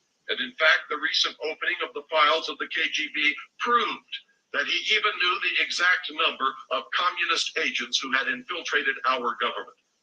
The revelations of history, the records of the KGB, and the recent release of the National Security Agency's deciphered cables to and from Moscow by the Venona Project have vindicated Senator Joseph McCarthy. He was destroyed by the Marxist-owned and controlled news media and Hollywood. The branding of anyone who dared to expose communists and their goal of the ultimate destruction of the United States of America as McCarthyites ensured the opening of our government to these subversive agents. Infiltration and rapid takeover of our government took place by Marxists and communists over the intervening years, and they are in control today. But listen to this very carefully. Those of you, ladies and gentlemen, who believe so strongly in the book of Revelation and the King James Version of the Holy Bible and other religious and are superstitious people who believe in prophecies of Nostradamus and many others and think that you really have deciphered all of these things and you know exactly what's going to happen and when. You are being intentionally led into a state called millennium fever, so that you will offer no opposition to the New World Order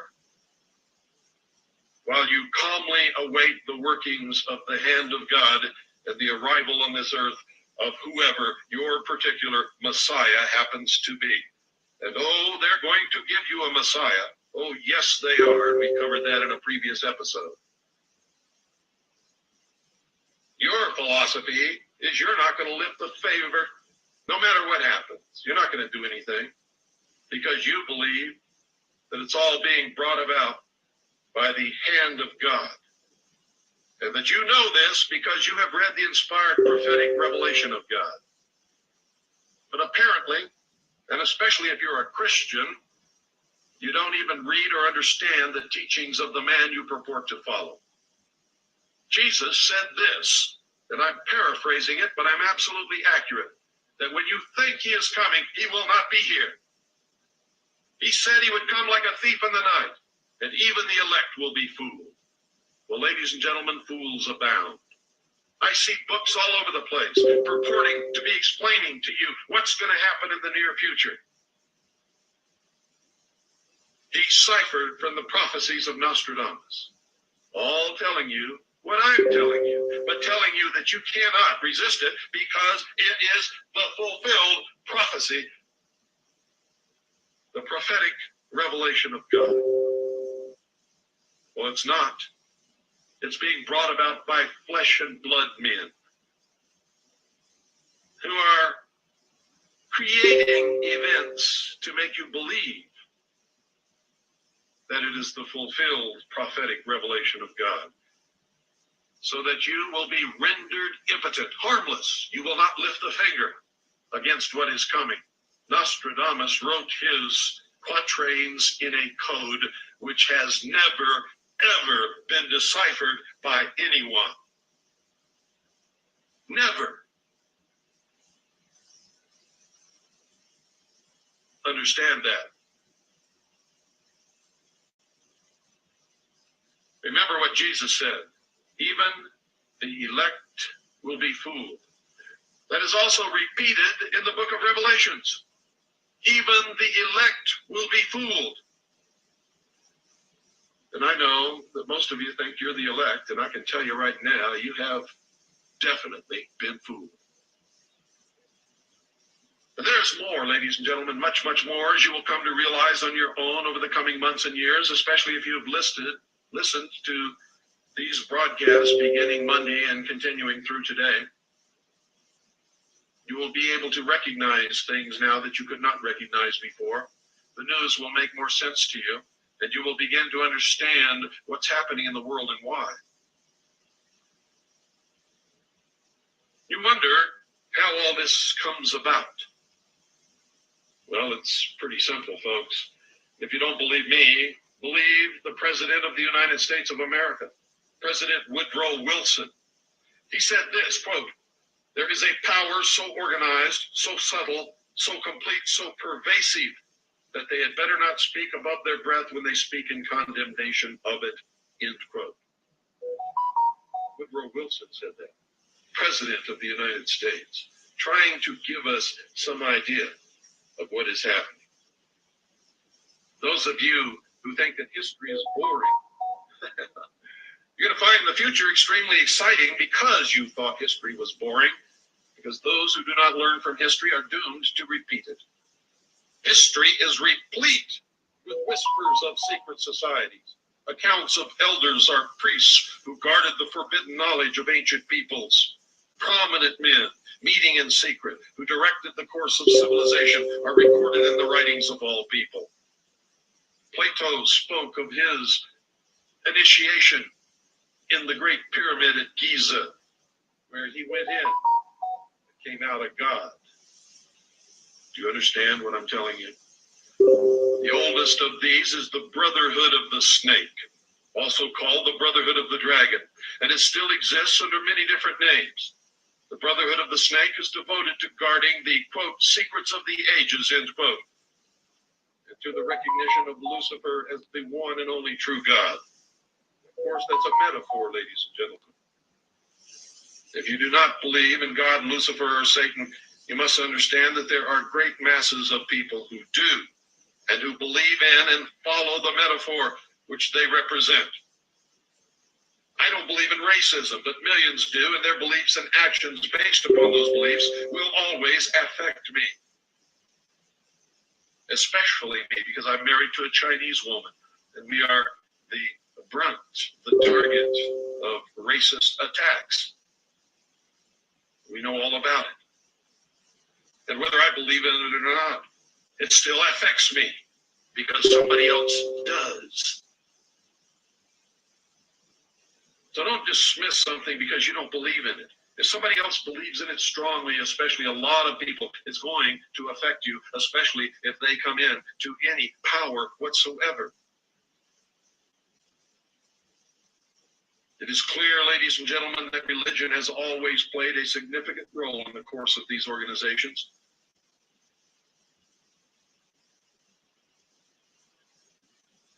The secrets of these groups, they say, are thought to be so profound that only a chosen, well-educated few are able to understand and use them.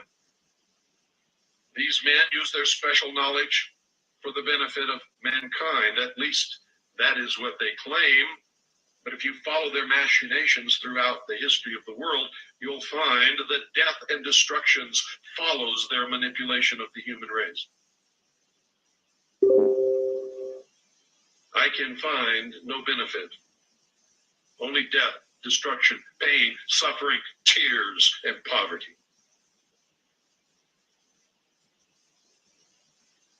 Then how can we take their word for anything, since their knowledge and actions are secret?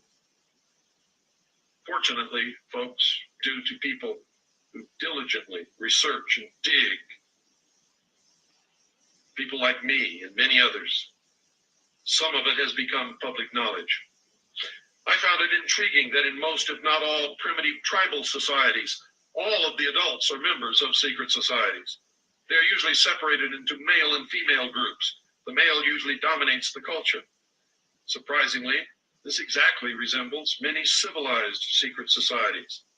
It can only mean that the society is working not against established authority, but for it. In fact, it could be said to actually be the established authority. And I'm going to tell you that today that is absolutely correct.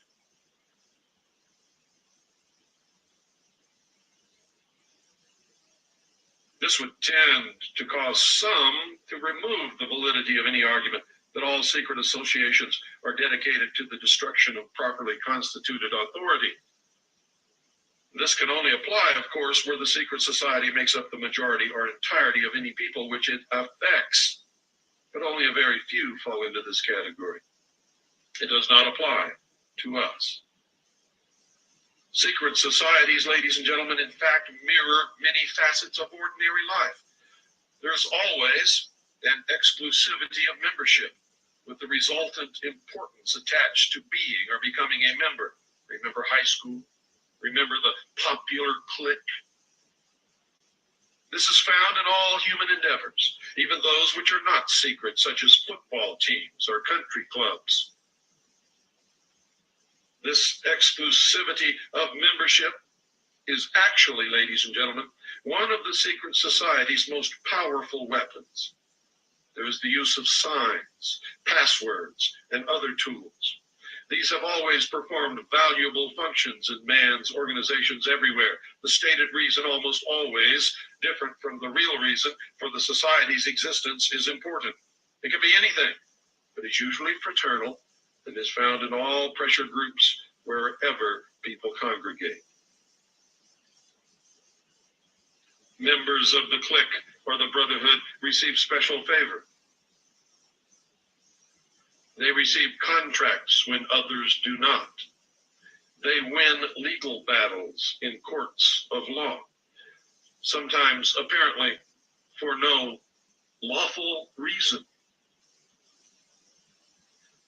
The comradeship is especially important. Sharing hardships or secrets has always been a special thrill to man. It's why gossip spreads throughout a neighborhood or a community so quickly. No one who has ever undergone the rigors of a military boot camp is ever likely to forget the special feeling of belonging and comradeship that was shared between the victims of the drill sergeant or company commander. It is an emotion born of initiation. The most potent tool of any secret society is the ritual and myth surrounding initiation.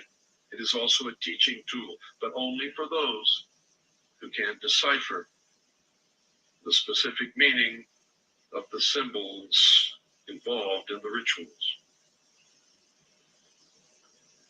These special binding ceremonies have very deep meaning and cause a long-lasting bond between the participants.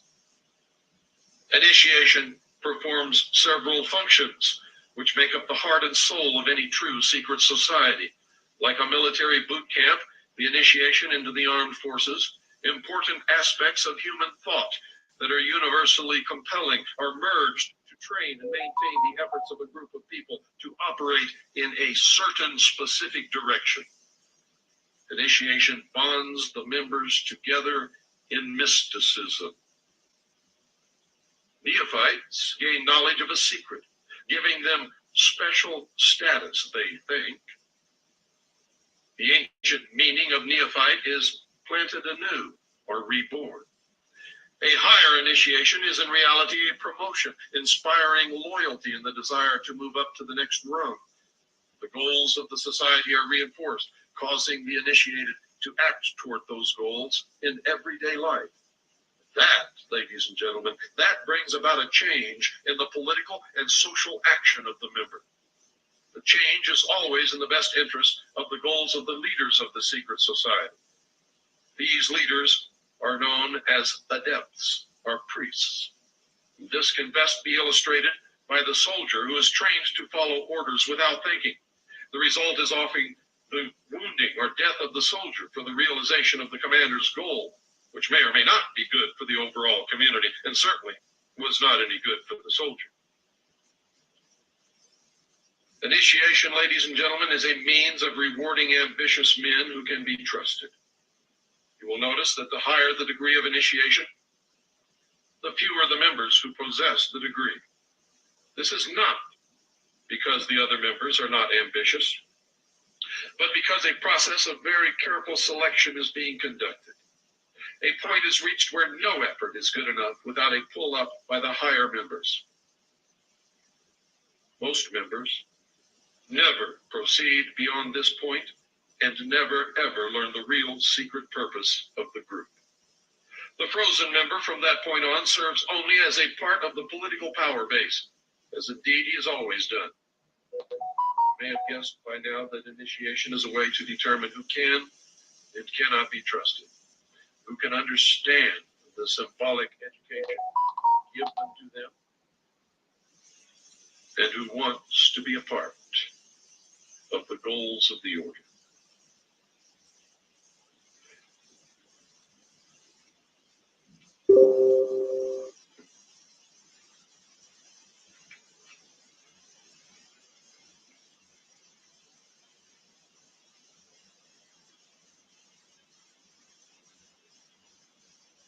The mystery is that religion is but a tool to control the masses. Knowledge or wisdom is their only God, through which they believe man himself will become God.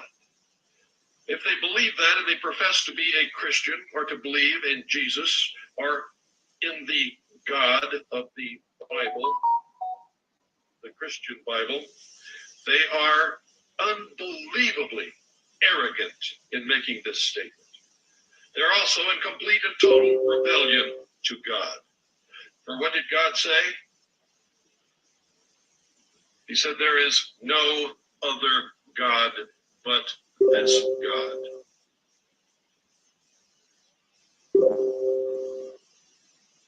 You'd better read your Bible if you're a Christian and you believe that someday you're going to become a God. If you're a member of these secret societies and you profess to be a Christian, you cannot be both, because one is a lie and the other is the truth.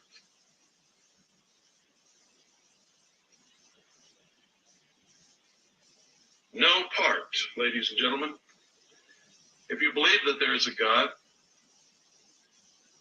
you must believe that if there was nothing in the beginning, and God created everything that there is, the only thing that there was to create everything with was God.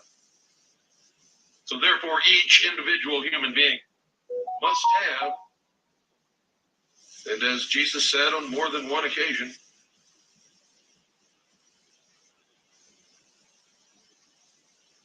a part of that divine substance within. That has to be the case if you believe that in the beginning there was nothing except God, and he created everything from what there was, which is himself. But understand this, no part can ever be equal to or greater than the whole. No small portion can ever stand up to be equal to or to be God. Understand that. I don't care who you are, if you really believe that you're going to become God as man, according to the philosophy, the Luciferian philosophy of the mystery schools, you have deluded yourself. You have been deluded. And someday you're going to understand just exactly how much you've been deluded. Shirley MacLaine ran along the beach, shouting into the wind, "I am God." Ladies and gentlemen, Shirley MacLaine gets up in the morning just like every other woman on this earth. She looks in the mirror and she says, another wrinkle, oh no! And she takes her face with makeup to hide it all because she's getting older. She cannot create a universe, never will create a universe. She's going to grow old and she's going to die.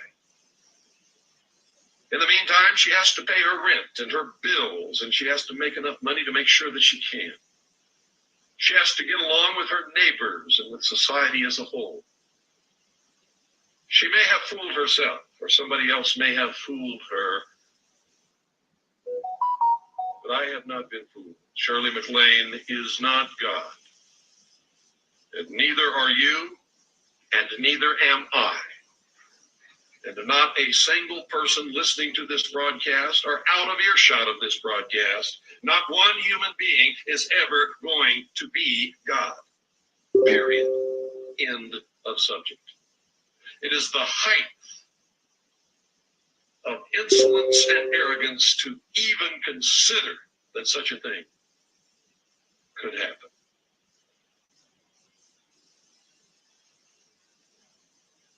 The snake and the dragon, both the symbols of these societies, are ancient symbols of wisdom. Lucifer is nothing but the personification of the symbol, the metaphor, so to speak. In the Bible, it was Lucifer who tempted Eve to entice Adam to eat of the tree, or the fruit of the tree of knowledge, and thus free man from the bonds of ignorance according to their belief. Now remember, the worship, which is a lot different from study of knowledge, science, or technology, is Satanism in its purest form. And its God is Lucifer. Its secret symbol is the all-seeing eye in the pyramid. Ladies and gentlemen, undesirable effects of secret societies and their aura of mystery has sometimes given them the reputation for being abnormal associations, or at the very least, strange groups of people. But whatever their beliefs are, those of the majority, they are no longer considered antisocial. A good example is the Christian church, which was at one time a secret society persecuted by the government of Rome under the Roman Empire. In fact, the open, friendly secret society actually ruled most, if not all, of the known world at one time after that. Most secret societies are generally considered to be antisocial. They are believed to contain elements that are not liked or are outright harmful to the community in general. At least that used to be the case. And it is exactly the case in some instances. For instance, communism and fascism are secret societies in many countries where they are prohibited by law. The Nazi Party in Germany sprang out of the Tool Society, which is a secret society created by the old Teutonic Knights who escaped the persecution as members of the Knights Templar. How many of you knew that? How many of you knew that the Nazi Party sprang out of the Tool Society, that Adolf Hitler was a member and follower of the occult tradition of the mysteries? In this country, the Nazi Party and the Ku Klux Klan are secret societies due mostly to the fact that the general public is disgusted by them. Their activities are sometimes illegal, thus the secrecy of their membership. The early Christians were a secret society because Roman authorities considered them from the start to be dangerous to imperial rule. The same was true of the followers of Islam. At least some of these true believers working in secret accomplished what would turn out to be the eventual good of society. The Drusid and Yazidis in Syria and Iraq consider the Arabs a dangerous secret society dedicated to the takeover of the world. The Arabs today think the same of the Jews. Catholics and Freemasons used to have precisely the same ideas about each other. And in many primitive or backward societies, initiation into the highest degrees of the group involved subjection to trials which not infrequently resulted in death or insanity for the candidate. It can be seen, ladies and gentlemen, that social right and wrong is not the yardstick in estimating the value of a secret society. In Borneo, initiates of hunting societies consider it meritorious and compulsory to hunt heads. In Polynesia, infanticide and debauch were considered essential for initiation into their societies, where the tribal code needed members who indulged in these things as pillars of society. Now, since the beginning of recorded history, governmental bodies of every nation have been involved with maintaining the status quo to defend the establishment against minority groups that sought to function as states within states or to oust the constituted authority and take over in its place. A good many of these attempts have succeeded, but have not always lasted. Man's desire to be one of the elect is something that no power on earth has been able to lessen, let alone destroy. People will go to the most unbelievable lengths in order to do something that they know is wrong, if they believe that their friends and neighbors and relatives will approve of it.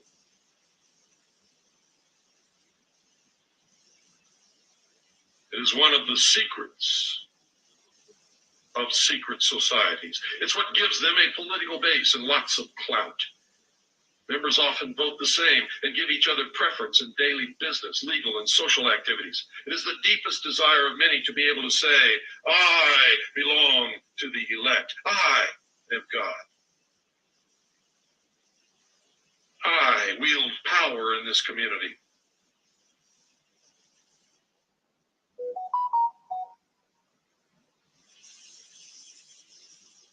The most important of all of these ancient groups is the Brotherhood of the Snake or Dragon. It was simply known as the Mysteries. The snake and dragon are symbols that represent wisdom. The father of wisdom is Lucifer, also called the Light Bearer. The focus of worship for the Mysteries was Osiris, another name of Lucifer.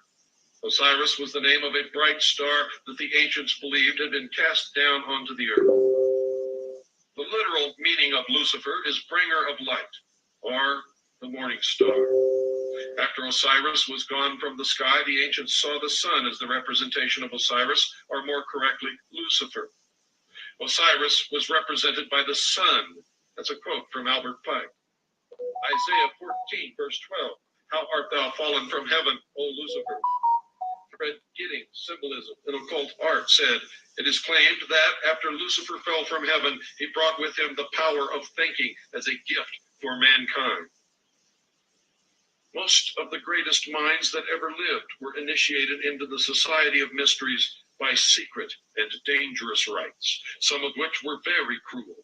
Some of the most famous were known as Osiris, Isis, Sabazius, Cybele, and Eleusis. Plato was one of these initiates, and he describes some of the mysteries in his writings. Plato's initiation encompassed 3 days of entombment in the Great Pyramid, None of the great pyramids were ever tombs, ladies and gentlemen. They were always, from the beginning, temples of initiation. Plato's initiation encompassed 3 days of entombment in the Great Pyramid, during which time he died symbolically, was reborn, and was given secrets that he was to preserve. For the 3 days he lay in the sarcophagus, and that's the true purpose. Plato's writings are full of information on the mysteries. Manly P. Hall stated in his book, The Secret Teachings of All Ages, that, quote, the illumined of antiquity entered its pyramid of Giza portals as men. They came forth as gods, end quote. I say they came forth as men, deluded to believe that they were gods. The ancient Egyptian word for pyramid was kuti, which meant glorious light. Mr. Hall says also, quote, the pyramids of ancient, the great Egyptian temples of initiation, end quote.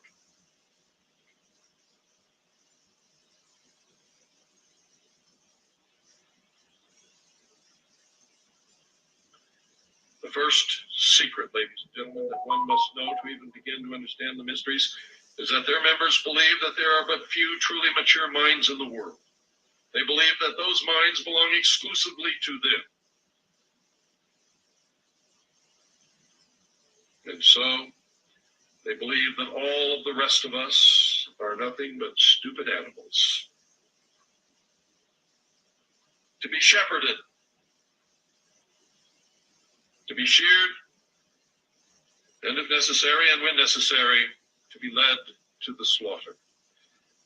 I hope that these last 3 hours have caused you to become illumined. Good night, ladies and gentlemen, and God bless each and every single one of you.